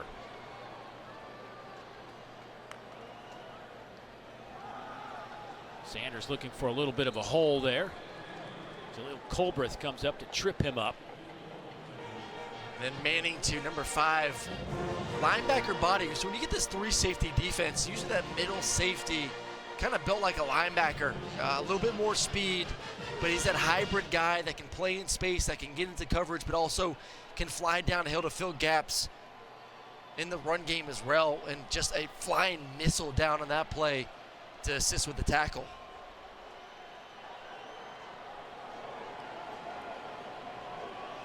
Play clock at 7. Lenora Sellers barking out some directions to his club. Pressure comes. Sellers dodges a couple of guys and throws that one away. Was he outside the tackle box? I know it clearly went past the line of scrimmage. First one there was Chris Trinidad. Then Colbreth came in to put the hit on him. It's always tough that they bring that double-A pressure, so they're going to line up both linebackers on the A gap. And if you choose the wrong direction, someone's going to come free off that pass protection, and shows the athleticism of Sellers being able to elude that first guy. But still, another drive where this South Carolina team, they move the ball effectively, Dave, but then they just can't find a way to be able to put the ball in the end zone, unfortunately. This will be a 48-yarder now for Alex Herrera, who has already hit 3 field goals, looking for number 4, and it is no good.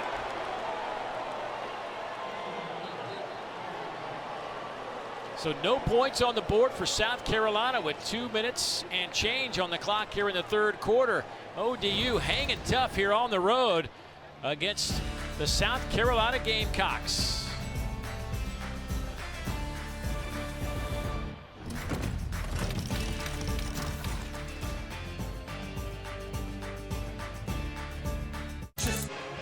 2:03 to go in the third quarter. South Carolina just misses a 48-yard field goal. Old Dominion now with the football, down 3. Grant Wilson running the show. Pat Conroy, the tight end, goes in motion. They'll hand it off, or excuse me, fake the handoff to Bryce Duke as Wilson takes it around the edge, and boy, he gets his face mask. Looks like he may have fallen on the football as well. He'll hop up and try to shake that off.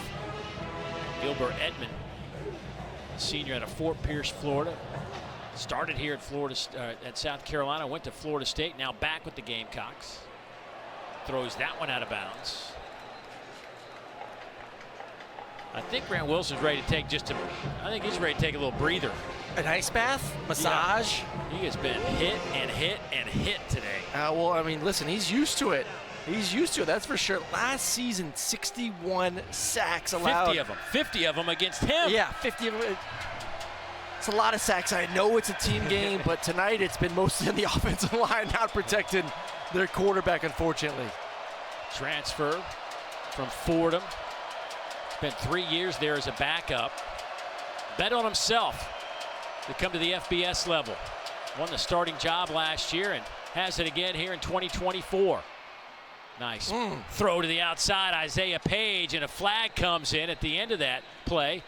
They'll spot him at the 45-yard line, a pickup of 13 and maybe more, depending on the flag. Perfect timing, perfect ball placement as well from Grant Wilson out to Page. Face mask. Defense. 15-yard penalty will be added to the end of the run. First down. Right now, these last 2 possessions, this ODU offense doing a great job on third down, finding ways to convert to get the first down. And I don't know if I see the face mask. I know he grabbed around the helmet.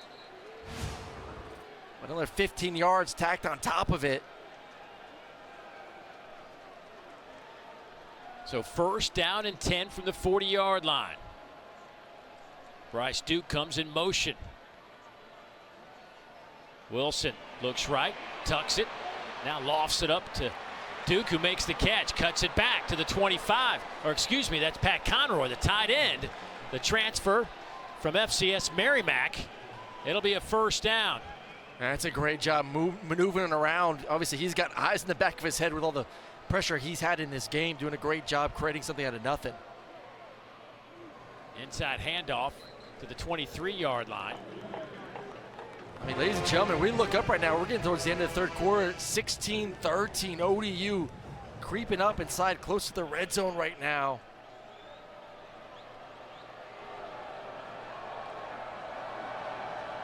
Shoulder fake. Well, good job by South Carolina to pin those receivers. Miles Austin was the intended target, but couldn't get any separation. They were trying to do a little pump fake, like they're going to throw a screen or a hitch to the outside, 1 to 2. Like you said, Dave, great job defensively. Those defensive backs staying on top of the receivers, not biting on the pump fake. Let's see if they can get off the field here. Some pressure from these defensive ends. They got their 2 studs in there, Stewart and Kennard, on opposite sides. A freshman and a 5th-year senior on the edge for South Carolina. What quick throw, a little too hot to handle, trying to hit Page with it. Now it's 4th down. And here comes the kicking unit.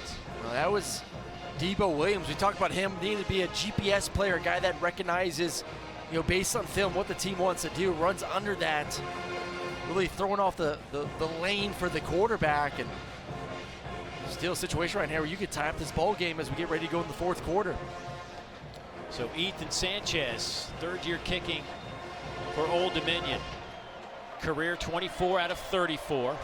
Got an extra point blocked earlier today. This will be a 40-yard kick. Had a 49-yarder against Wake Forest last year. A little low snap, but the kick is on the way, and it is dead solid, perfect. And guess what, folks? We have ourselves a tie ball game here with 14 seconds to go in the 3rd quarter.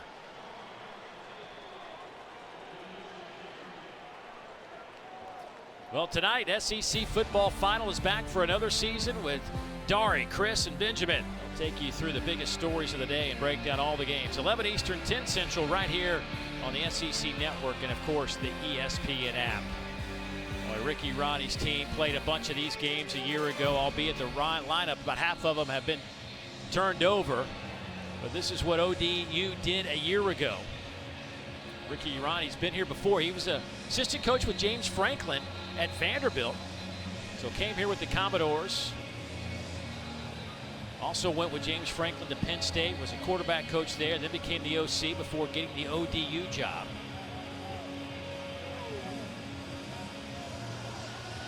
They came in here as 21-point underdogs and tied at 16 late in the third quarter. We had a 45-minute lightning delay with about 11 minutes to go in the second quarter, which kind of slowed things down a bit. Had a full house when we started. It's about half full now. Juju McDowell back to return this kick.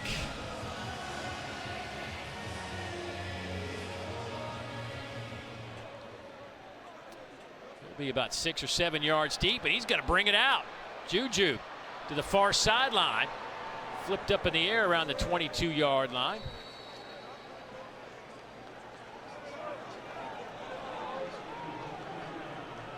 Only 2 seconds came off the clock. One thing we have not seen from this offense, they get ready to take the field here to end this third quarter. 16-16 ODU on the road versus South Carolina. We have not seen any real explosive plays. I mean, a couple here or there where Sellers is able to get outside the pocket. Maybe that's what's going to have to be him being an athlete, getting outside the pocket, giving his receivers a split second longer to find somewhere open down the field. But the traditional drop back pass, throw the ball down the field, something we saw from this offense last year, has just not been available so far through the first 3 quarters. Sellers, another low throw. Trying to hit Joshua Simon, but it was on his shoestrings, and that'll be incomplete. Well, I say that, and they dialed it up, a double post situation right there. Nick Harbor, the track star, one-on-one on a post route, and he had the DB. He is on top of him. This is a situation where you got a 6'5" guy that's training for the Olympics, one-on-one on the outside. You just heave that ball as far as you can and hope he comes down with it. Those are the shots you got to learn how to take. Trying to stretch it here to the near side. Rocket Sanders, nowhere to run. Angelo Rankin Jr. making a nice play defensively, and we have played 3 quarters here at Williams-Brice Stadium. Old Dominion hanging tough. First ever meeting with South Carolina. It's all square at 16 apiece. 15 more minutes or more.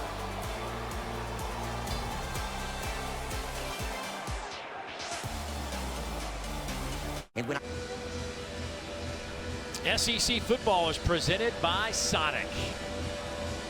We are tied at 16, Old Dominion in South Carolina, as we get set for the final 15, unless we have to play some extra football like they did in Nashville earlier today. Kudos to the Commodores and Clark Lee, who took over that defense as they take down Virginia Tech. Rocket Sanders in the backfield. Mazio Bennett Jr. comes in motion, sets up in the slot near side. 4-man rush for Old Dominion, and there is Mazio Bennett, freshman out of Greenville, South Carolina. Hit by Will Jones. That'll be pickup of 10 yards, so it'll be 4th down, and here comes the punting units.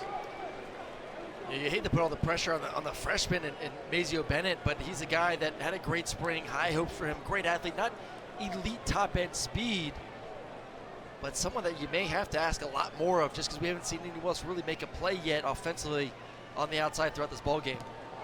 That punt is blocked, tipped, and taking a South Carolina roll and then scooped up at the 42-yard line. So Old Dominion will have it. Guy Kroger. Boy, just a big hole on the right side of that line. Marcus Knight, number 29, getting in there. Usually you don't see teams making special teams plays against Beamer and Beamer ball on that side. of a sudden, you have an offense that's done a great job moving the ball, touchdown, field goal, last couple possessions. I will say this about Old Dominion. They blocked 12 kicks. Tied for the second most over the last 3 years. Who has the most? South Carolina. So kind of right back at you. Grant Wilson under center on this fourth quarter drive. For more on his story, let's go down to Ashley.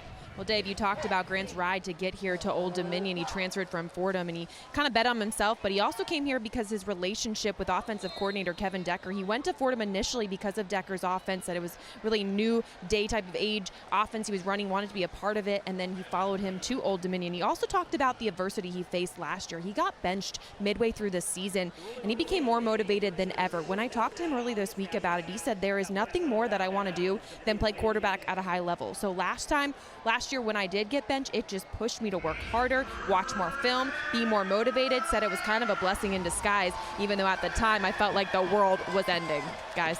Well, he becomes just the first Old Dominion quarterback to start a season opener in back-to-back seasons since Taylor Heineke did it back in 13 and 14. Well, he talked about just the better communication the coaches has had with them, his comfort level as a leader, telling the coaches what he likes, what he doesn't like, knowing the system. He's had a really good second half here, converting more on third downs once again for this offense. First down and 10 at the 44 of South Carolina. Aaron Young in the backfield. They'll hand it to him off the left side. Keeps those legs moving and picks up 7 yards on the play. DQ Smith brings him down, but a pickup of 7 yards. Second down and 3. Quick snap coming near side, looking for Page, and he is hit immediately by Nick Emanwari. Isaiah Page, by the way, now with over 100 yards receiving, his first career 100-yard game. He led the team last year with 43 catches. Right now I see a lot of hands on hips for defenders. Guys look a little tired. They haven't been on the field much. For an injured player. ODU heading in this possession, only 15 minutes of possession to South Carolina's 30 minutes. So this defense has had plenty of time on the sideline to make sure they're ready to go. That's Dylan Stewart down on the turf for South Carolina. We'll step aside. Back in a moment.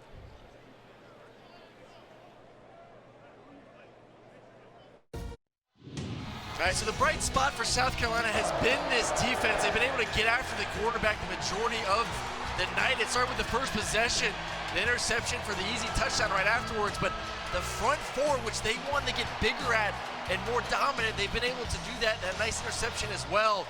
But it's been really good to see the 5-star defensive end, Dylan Stewart, along with a transfer from Georgia Tech, Kyle Kennard, getting after the quarterback as well. And right now, 16-16, this defense line's going to have to continue to play big.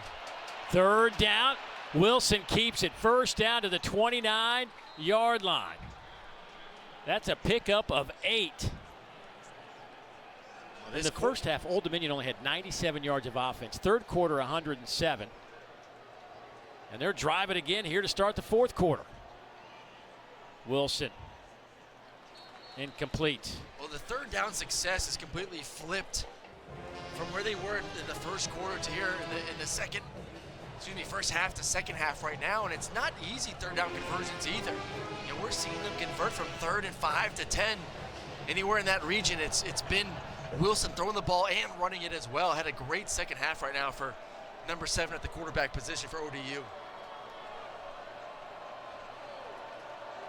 Wilson, 14 of 27, 164 through the air. On second down, they'll hand it off to Aaron Young and take it close to the 20-yard line. Gilbert Edmond, first one there for South Carolina. Right now, I mean, I just talked about this defensive line and how dominant they were. At the moment, ODU's being the aggressors running the football. Quick throw back, missed tackle, and a big collision, but it might be good enough for the first down. Deontay Vines, the Iowa transfer, first year here at Old Dominion. O'Donnell Fortune missed him right out of the gate. Excuse me, Nick Emanwari was the one over there. Yeah, great job coming downhill. Just unable to make the tackle. And it's so funny coming from the Iowa offense, just amazed with the ability to actually throw the ball and make plays on the outside coming to this ODU offense from where he was. They didn't know what they had in Deontay Vines. No idea.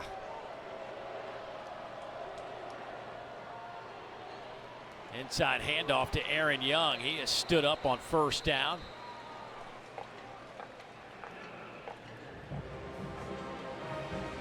You know, we were talking about some of those tough losses, like the bowl game last year for Old Dominion, but those close games that they played all year, they went 6-5 in them, and we were talking to Ricky Ronnie about that, and he said, you know, we could talk about the losses, but I'm more proud of the fact that we won 6 of those and showed the fortitude to hang in there when it didn't look our way. Flag comes out to the end zone, and that one is incomplete.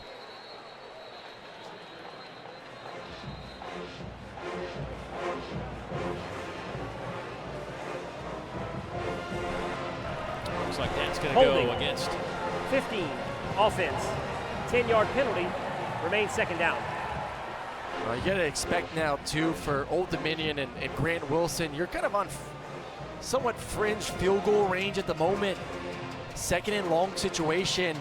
Yeah, this is when you get into the quarterback's ears and say, hey, listen, a field goal gets us the lead right now. Like, we cannot go backwards and get out of field goal range. And I would kind of expect South Carolina, what they should do is bring some pressure to try to knock them out of field goal range and make it a third and even longer situation. You got to sell out at some point here, either next down or this down or the next. Bryce Duke in the backfield now, 2nd and 20. Little handoff to Duke, has some running room. He is inside the 20. He'll get it down to the 17-yard line. Nick Emanwari trips him up, but a gain of 12.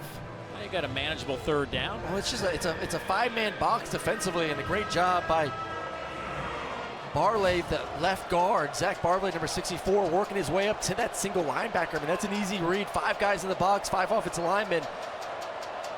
Easy handoff in a second long situation where I think you should know they're probably going to try to run the football and stay in field goal range. Wilson looking to the corner of the end zone, and that one's incomplete. Looking for Isaiah Page. Jalen Kilgore back there in coverage, and here comes the kicking team. Yeah, it's just a tough matchup. You got a 5'8" receiver in Isaiah Page going against Kilgore, who's 6'2", 220 on an inside fade, and you can see the height difference and size difference right there on the video. It's hard to give your guy an opportunity to win a one-on-one ball when there's 6 inches of difference between the two guys. So Ethan Sanchez, the junior out of Dallas, Georgia. This will be from 33 yards. That kick is a line drive, but gets through. I think he got tipped. I think he got nicked, Dave, again. It just did get over the crossbar, and that's 3 on the board, and Old Dominion has rallied back to take the lead.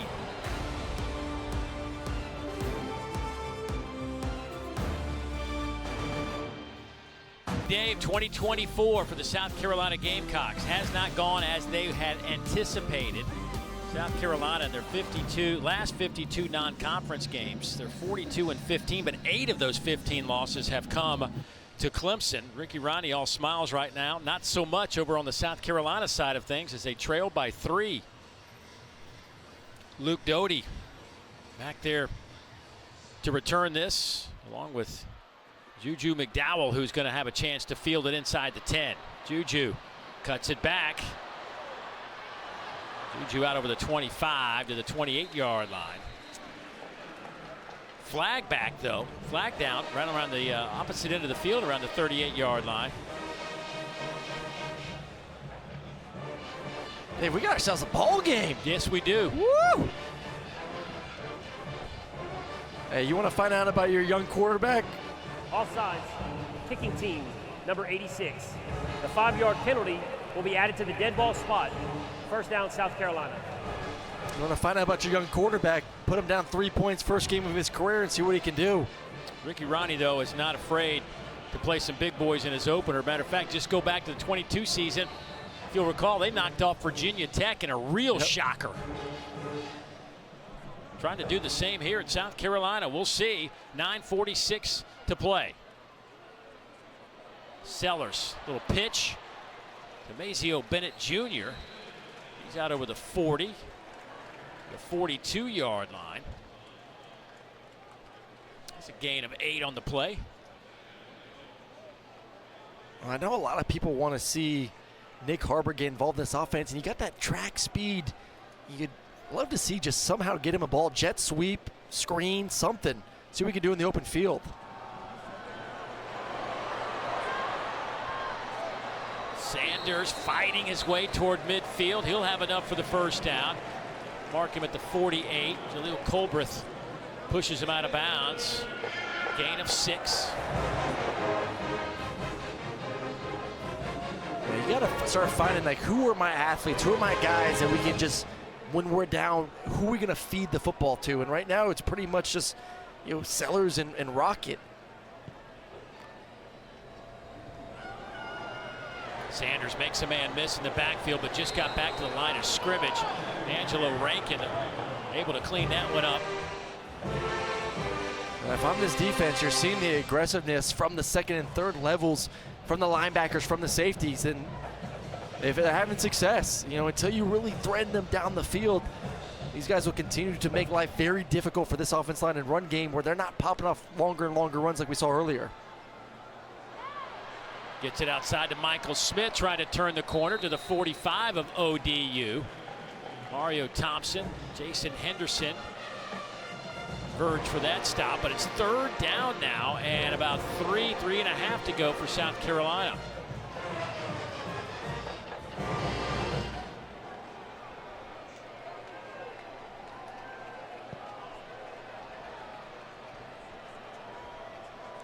Sanders scoots to the left of Lenore Sellers.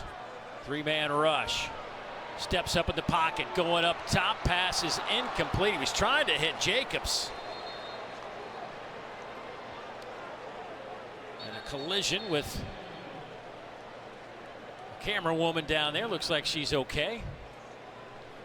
I think we might get defensive holding away from the pass, but that's another one too. You got 3rd and 4, 3rd and 3. You have a 5-yard out route. It'll be 4th down. No penalty. You have a 5-yard out route to get the first down. You put it on the body of the receiver. It's a first down. Instead, you're going for the shot down the field. So situational football is something that takes time for everyone to learn. And right there, you have to understand you're working that, you're low to high on the read on the smash concept. If my number 1's there wide open for a first down, you take it. Well, here's a big play in this ball game with 7:59 to go. South Carolina going to push the envelope and go for it on 4th down. They're 2 out of 2 tonight, and a flag comes in. Boy, 4th down and 3 is going to turn into 4th down and 8. That's the freshman. Offense, number 74. 5-yard penalty, remains 4th down. Boy, they're super talented. True freshman left tackle, Josiah Thompson. South Carolina's Mr. Football. Now they take him out of an opportunity to go for it on 4th down. And young freshman's had a good game, just a little bit too trigger happy there, moving back just a hair. Like I said, now all of a sudden you got to punt the football, and your defense, based on the last possession, seemed a little winded going against ODU's offense. Page back to return this. Kai Kroger punts. Fair catch called for at the 10-yard line. Old Dominion leads it by 3. They have the football. Back in a moment.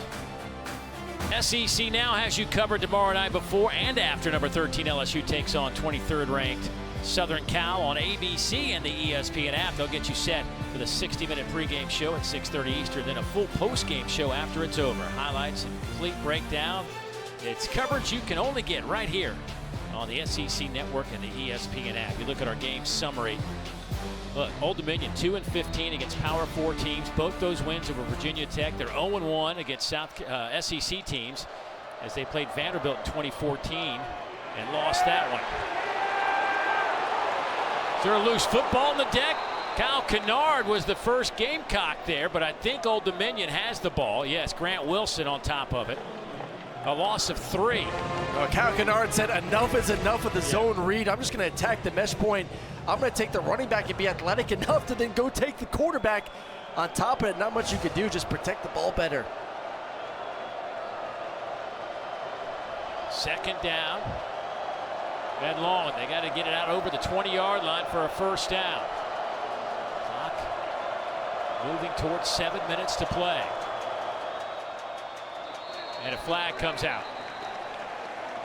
False start against ODU. Boy, they had that offensive line down on their stance for a long time. Offense, number 51. 5-yard, half the distance to the goal, remains second down. It's interesting. This is an offense that's moved the ball well this half. Found a way to take the lead, but now all of a sudden you look up and you're winning. How do you react? You're on the road. Probably didn't expect to be in this situation. The nerves start to get a little bit too high for you, and now South Carolina has an opportunity to pin their ears back and get after the quarterback this second and long situation. Stack some receivers to the near side, 5 out. Loose football, it's on the turf. South Carolina has it. DeAndre Jules comes up with the football at the most opportune time here in the fourth quarter.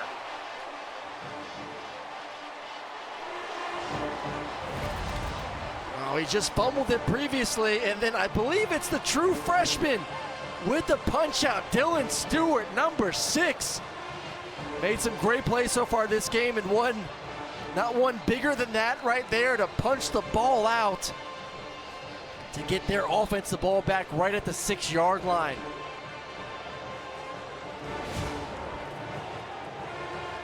You said it, back-to-back plays where he lost the handle of the football, but that one's super costly. It'll be first and goal for South Carolina.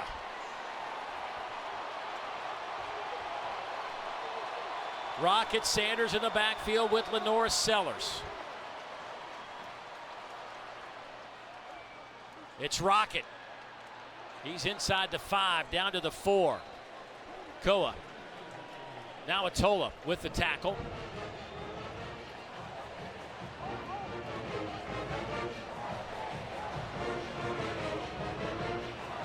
Six and a half to play.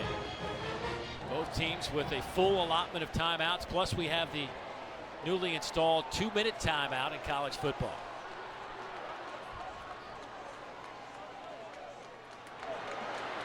Here's Sellers, touchdown!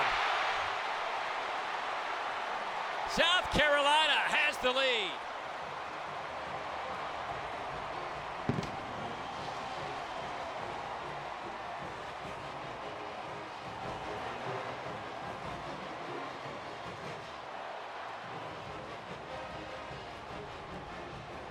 This defense once again coming up big, giving their offense an opportunity to be inside the 10-yard line, and they take advantage. First possession of the game, push it in from 3 yards out after a few plays. This one, get it at the 6-yard line. Couple plays later, Sellers finds a way to get in the end zone to retake the lead for South Carolina.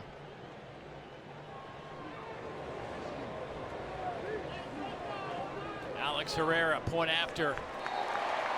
It is up and good. It is a 4-point South Carolina lead. 6:11 to play in this one.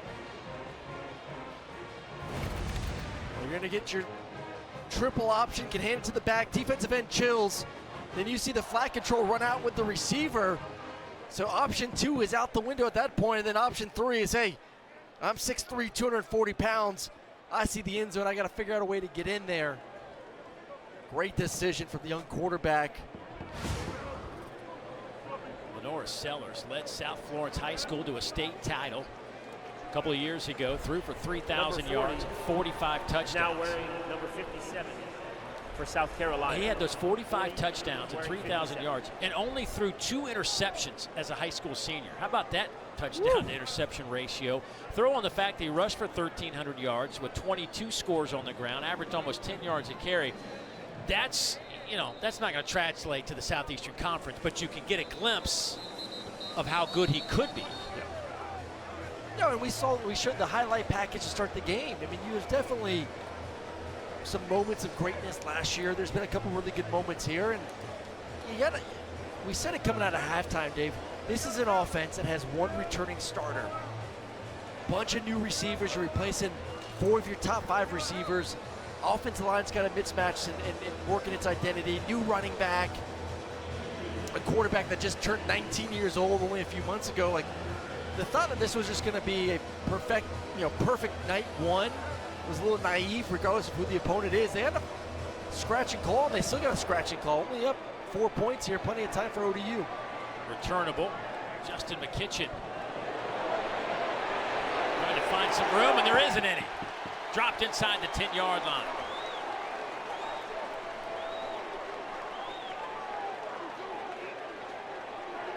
Gamecocks with a little juice on that sideline. Buddy Mack third with a big tackle on special teams. Again, Old Dominion has all 3 timeouts remaining, plus the 2-minute timeout, but they are backed up.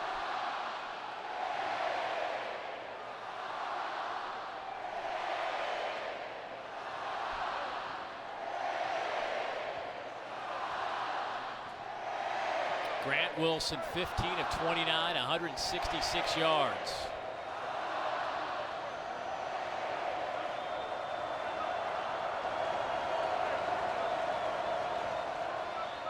Quick slant. Pass is caught at the 12 by Deontay Vines, but he's quickly thrown to the turf. Gain of about 4 on the play. They've had success with this off coverage, quick throws to the outside, not easy throws for a quarterback. But when he's been on time in rhythm, he's been pretty accurate here in the second half. Just got to protect the football when contact is imminent from this defensive line.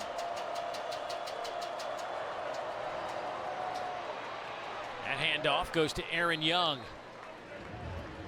Young with the 13th carry, up over 40 yards. TJ Sanders on the tackle, gain of 4. So 3rd down and a couple of yards. They will bring in the tight end Pat Conroy. They're also running back Aaron Young. Now they flip Conroy to the near side. Page coming to the slot.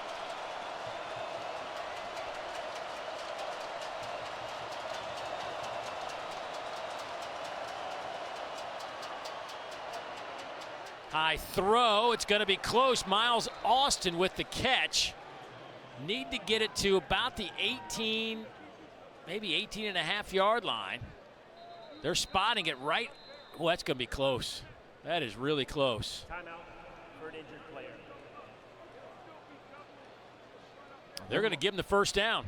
I'm surprised they're not going to measure that one. I thought you would at least measure it to see. I think it's definitely going to be one that if it's a first, it's by the nose of the football. That's Dylan Stewart on the ground, by the way.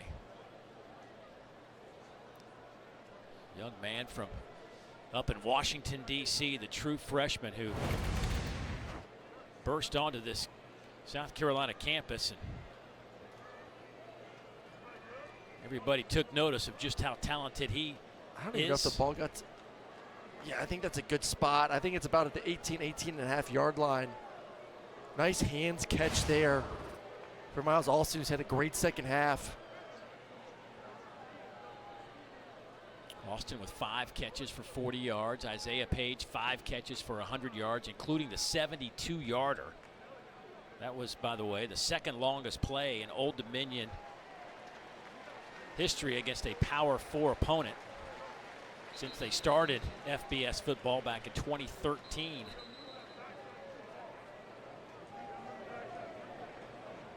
A good sign to see Dylan Stewart walking off under his own power, the 5-star.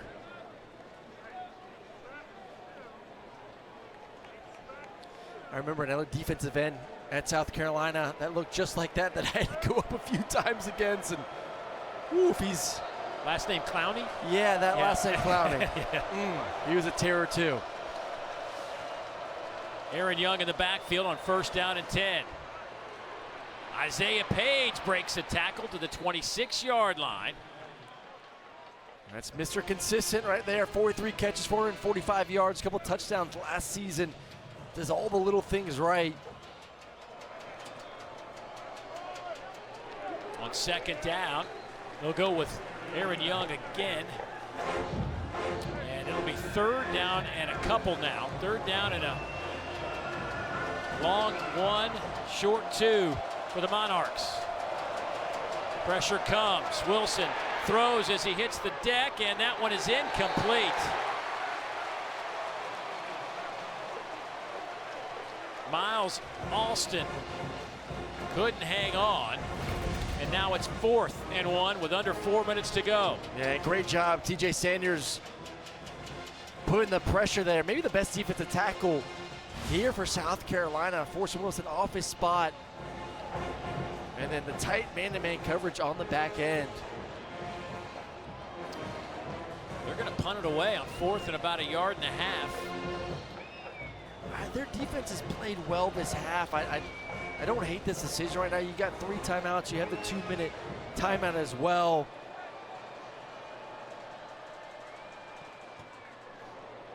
Jameis Hall, high kick, fair catch called for back at the 28-yard line. So now Old Dominion defense going to have to play its biggest possession of the night. Time to take a look at the Saturday MVP, brought to you by Sports Clip. And this was a huge play in the game. A turnover that creates some points. Yeah, and I think the young freshman, Dylan Stewart, is definitely impressed for his first game. And then off of that, the other first-year starter, the Norris Sellers, taking advantage of the short field to get in the end zone. Look, Old Dominion's coughed it up twice inside the 10-yard line. That resulted in touchdowns for South Carolina, the first possession of the game. I mean, the defense for ODU's done great. They haven't given up the explosive plays. They forced South Carolina to drive the field, which is going back to punt or no punt in that situation. I like the punt right there, just because you have to trust your defense, who has been pretty darn good throughout this ball game. Sellers pushed out of bounds by Rashid Reason. Clock will continue to move until we get under 2 minutes, and then it'll stop when you run out of bounds. 2nd down and 4. We talk about those 3 safeties deep for Old Dominion. Those guys are creeping within 7-8 yards of the line of scrimmage. Downhill, sell out to the run, and right now, if I'm South Carolina, I don't know if I have confidence to even try and throw the football. Maybe if you want to get Sellers on the run on the outside. They'll hand it off to Sanders. He's not going to be near the first down line at the 39. They'll drop him just over the 35-yard line. Timeout taken by Old Dominion with 3:01. Please reset the to game play in clock this one. to 3 minutes, 4 seconds. Thank you. Shane Beamer goes out and he just recruits his tail off, and did it again this year. Another top 20 class for him. But tell you what, you may be in the top 20, but you might not be in the top 10 in your own league. Yeah, that's the problem. I mean, everyone in the SEC, it seems like, is in the top 20. And you have 2 of the best ones in Georgia and Alabama, and Texas and Texas A&M, and man, the list goes on and on and on. So yeah, you may be 20, but that's bottom half of your own conference. That's the problem. Everyone wants a piece of the SEC. He's got some freshmen, though, that he's throwing out there. He's excited about this young group he brought in. There was a chance that as many as 11 true freshmen could have played today. I think we've seen about 8 get on the field. But here's the veteran.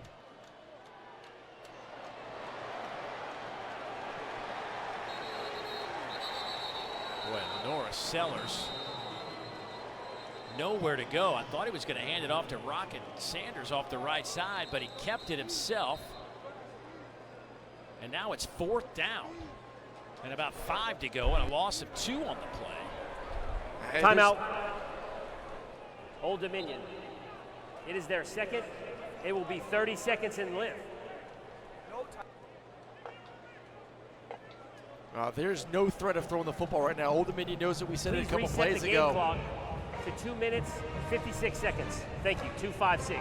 They're selling out. I mean, there's just too many defenders inside the box to block for South Carolina.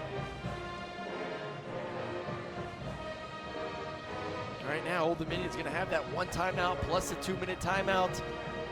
So good call by Old Dominion and their coaching staff by punting the football, trusting their defense the way they played this afternoon into tonight to get the 3 and out with still plenty of time to figure out a way to try and go down there and win this ball game. Boy, next week this Gamecock team has to reload as they hit the road and take on Kentucky, but they got to handle business here first. Back-to-back conference games against Kentucky and LSU after this one.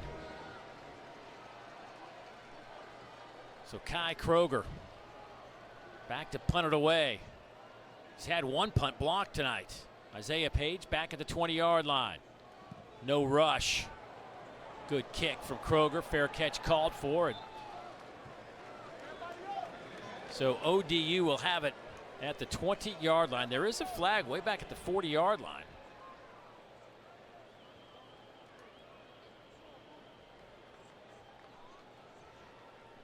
Referee Daniel Gautreau will let us know what that's all about. During the kick, holding, return team, Oh boy. number 3. The penalty will be half the distance to the goal, first down.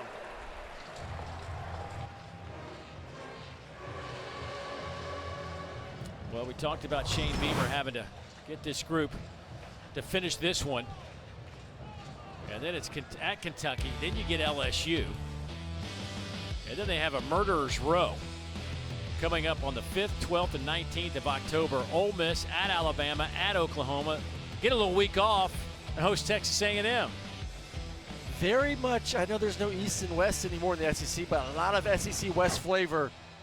The SEC West has been that kind of the dominant side of the SEC for quite some time now, and it's nice to get some new faces, but that is a tough schedule for a young football team. First down and 10.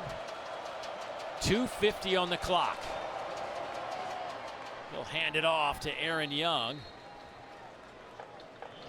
Don't forget there's that 2-minute timeout that Old Dominion has to work with as well. So realistically, 2 timeouts available for the Monarchs. Come near side with it. Here's Page. Bounces off a couple of South Carolina defenders, including Mickey Manwari and Judge Collier. Well, you're in 4-down territory now. There is no more punting the football. You got to go for it if you're unable to get this 3rd down. At 3rd and 3. Again comes near side to Page. He's hit immediately, but has enough for the first down. Yeah, you like to get one more play in if you can. 7 seconds for that 2-minute timeout. I don't know if they'll be able to get it or not. They just do get it off. Dump it off underneath. That's Aaron Young on the reception, and that'll stop it at 1:53 for the 2-minute timeout. So we'll step aside. Coming down to the wire here at Williams-Brice Stadium. With their hands full, they're up by 4, getting really, really late. 1:53 to play. Old Dominion now down to 1 timeout remaining. It is 2nd down and 4. And they've got a lot of football field to cover. Ball sits at the 28-yard line. Old Dominion came into this one as a 21-point underdog.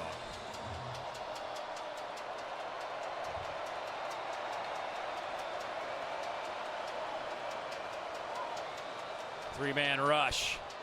Wilson throws it to the wide side of the field. There's Aaron Young. He'll have a first down, and he is dropped at the 38-yard line by Bam Martin Scott. That was an impressive play right there from Grant Wilson. Get through his reads, thought he was going to run the football. And then flings it out to the side. For an injured player. Not only does he throw it sidearm, but puts it pretty accurately to his back out of the backfield. 10-second runoff. The clock was stopped for a runner who made the line to gain and went out of bounds. So no 10-second runoff, as you heard from our referee, Daniel Gautreau, as the runner was out of bounds, so the clock was already stopped. Boy, Grant Wilson in the second half has really calmed things down for this Old Dominion team. He's 21 of 36, 194 yards, 1 TD, 1 pick. That pick came in a red zone. Actually, it was a 2nd and goal situation, I think, and a pick in the end zone. And then the one big mistake on the fumble, ends up running the football. Yeah. Ball gets popped out. I mean, that's could end up being the difference, and it's unfortunate because he has had, I would consider, a pretty darn good football game here on the road, first game of the season. But you have to understand the way your defense is playing, and as a quarterback, rule number 1, protect the football. And I'm sure that's going to be the number 1 thing if they're unable to find a way to pull this one out and win it here in the last drive. It's going to be the one play that he's going to be dreaming about or having nightmares about this evening. One of the things that happened in the first half is South Carolina got to the quarterback. 5 sacks. They hit Wilson a bunch. In the second half, they've yet to allow a sack. Yeah. Well, he's been getting the ball out. I will say this, like there's partly due to fear, but the ball's been getting out of his hands a lot quicker here in the second half. Aaron Young in the backfield.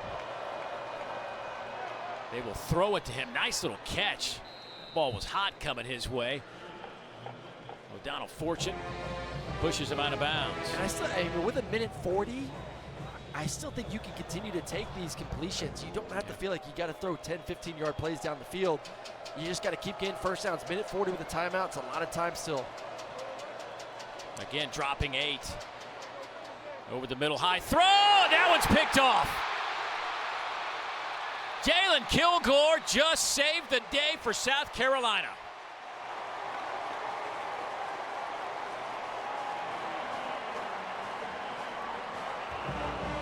His second career interception comes at the most opportune time with 1:29 to play.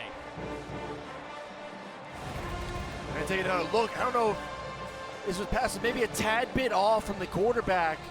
Yeah, just high. It's very difficult for a receiver to be able to go up there and get it. And then as soon as that ball's tipped, that's a DB's dream right there, right into the hands of Kilgore. Right spot, right time for the nickel. And for South Carolina, one thing we do take away from this, Dave, this defense has played great today. All 3 levels, not the front 4.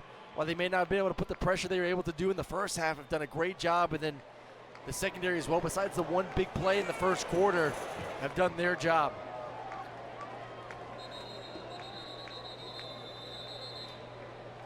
Shane Beamer just called a timeout right before that snap. Prior to the snap, timeout, South Carolina. It is their first. It will be 30 seconds in length.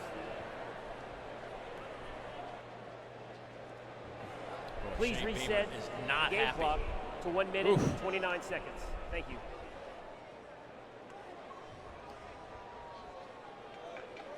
So in this situation, obviously you expected maybe a little bit more. You knew you might have your hands full with Old Dominion, but you didn't think it'd come down to this scenario. So how long do you let this one linger before you start worrying about Kentucky? I mean, that's the hard part. Like you know, you're glad you got the rust off. You got a lot of experience for a lot of guys, especially on offense. So, I mean, there's gonna be a lot of film review and learning from this game. But man, you got Kentucky next week. We'll obviously see what Kentucky looks like in the game right after this. But they themselves got a brand new quarterback in Brock Vandegrift. Going to be a first-year starter, former Georgia quarterback. You know, we're going to get a good action for him. But on the road next week. Old Dominion. It is their third. It will be 30 seconds. Please reset the game clock to 1 minute, 27 seconds. Thank you. Listen, we always say you learn a lot from your first season to your second season at any position. You learn a lot, too, from week 1 to week 2. You know, this is a big difference. I don't care who the opponent is. Getting out there and actually playing a game in front of thousands and thousands of fans and getting those jitters out. So you got to start figuring out, I mean, on offense, you got to figure out who the playmakers are. You got to find out who are our playmakers and how can we get them the ball more often next week. Because if you're a one-dimensional football team in this league, if all it is Rocket and Lenore's running the football, defenses in the SEC are too big and too strong in the front 7. You will not be able to move the ball effectively. Hey, they average 3.5 yards per rush. You're going to have to be better than that. Yeah. And, of course, they averaged 85 yards a game a year ago. They put up 188, though they'll lose a few on this Lenora Sellers back pedal, but there are still some things they got to work out. You know, I mean, obviously the wide receivers, they got to find somebody they can rely on in that group. I think defensively they're going to be able to play in this league and keep things close. Ricky Ronnie going to walk out of here. I mean, I'm telling you what, being an ODU fan's got to be tough. All these close games, 12 of their last 14 have been one possession games. 19-16, you were winning the football game with the ball in your hands before the fumble.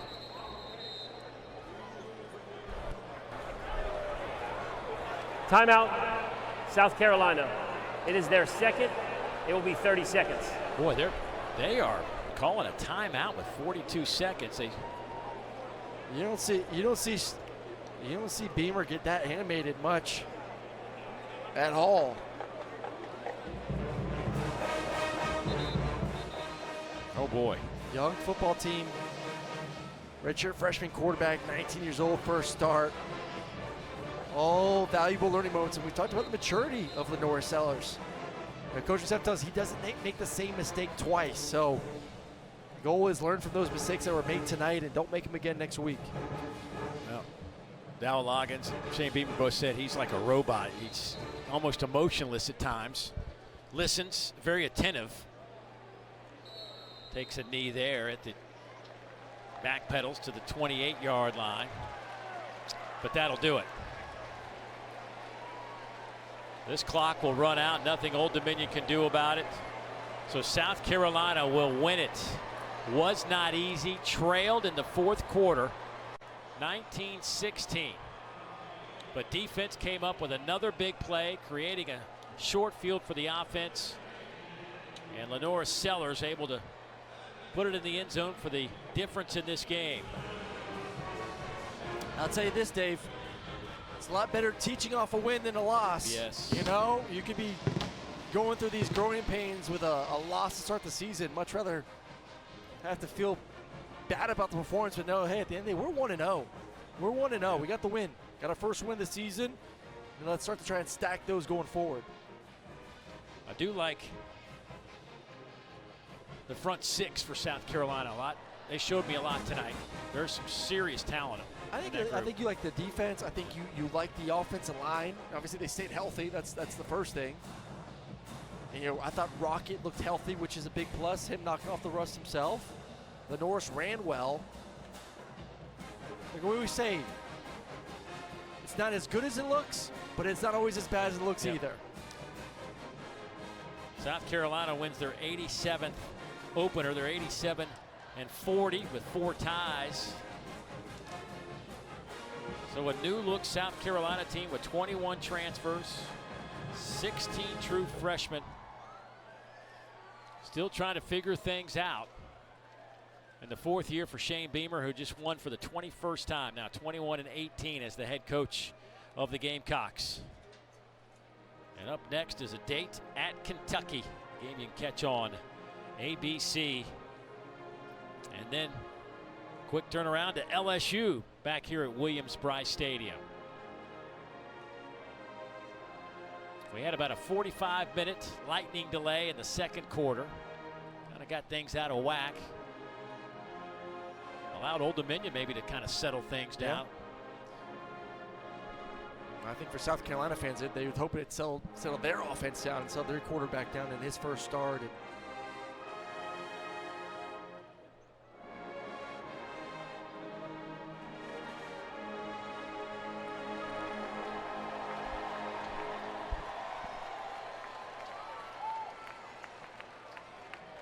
So waiting to track down Shane Beamer, get his thoughts. Maybe he'll calm down after that last minute and a half. Got to warn our girl Amanda before she asks the right questions, Or Ashley, excuse me. There are the goggles. Now you just wonder if Lenore Sellers is going to have the success.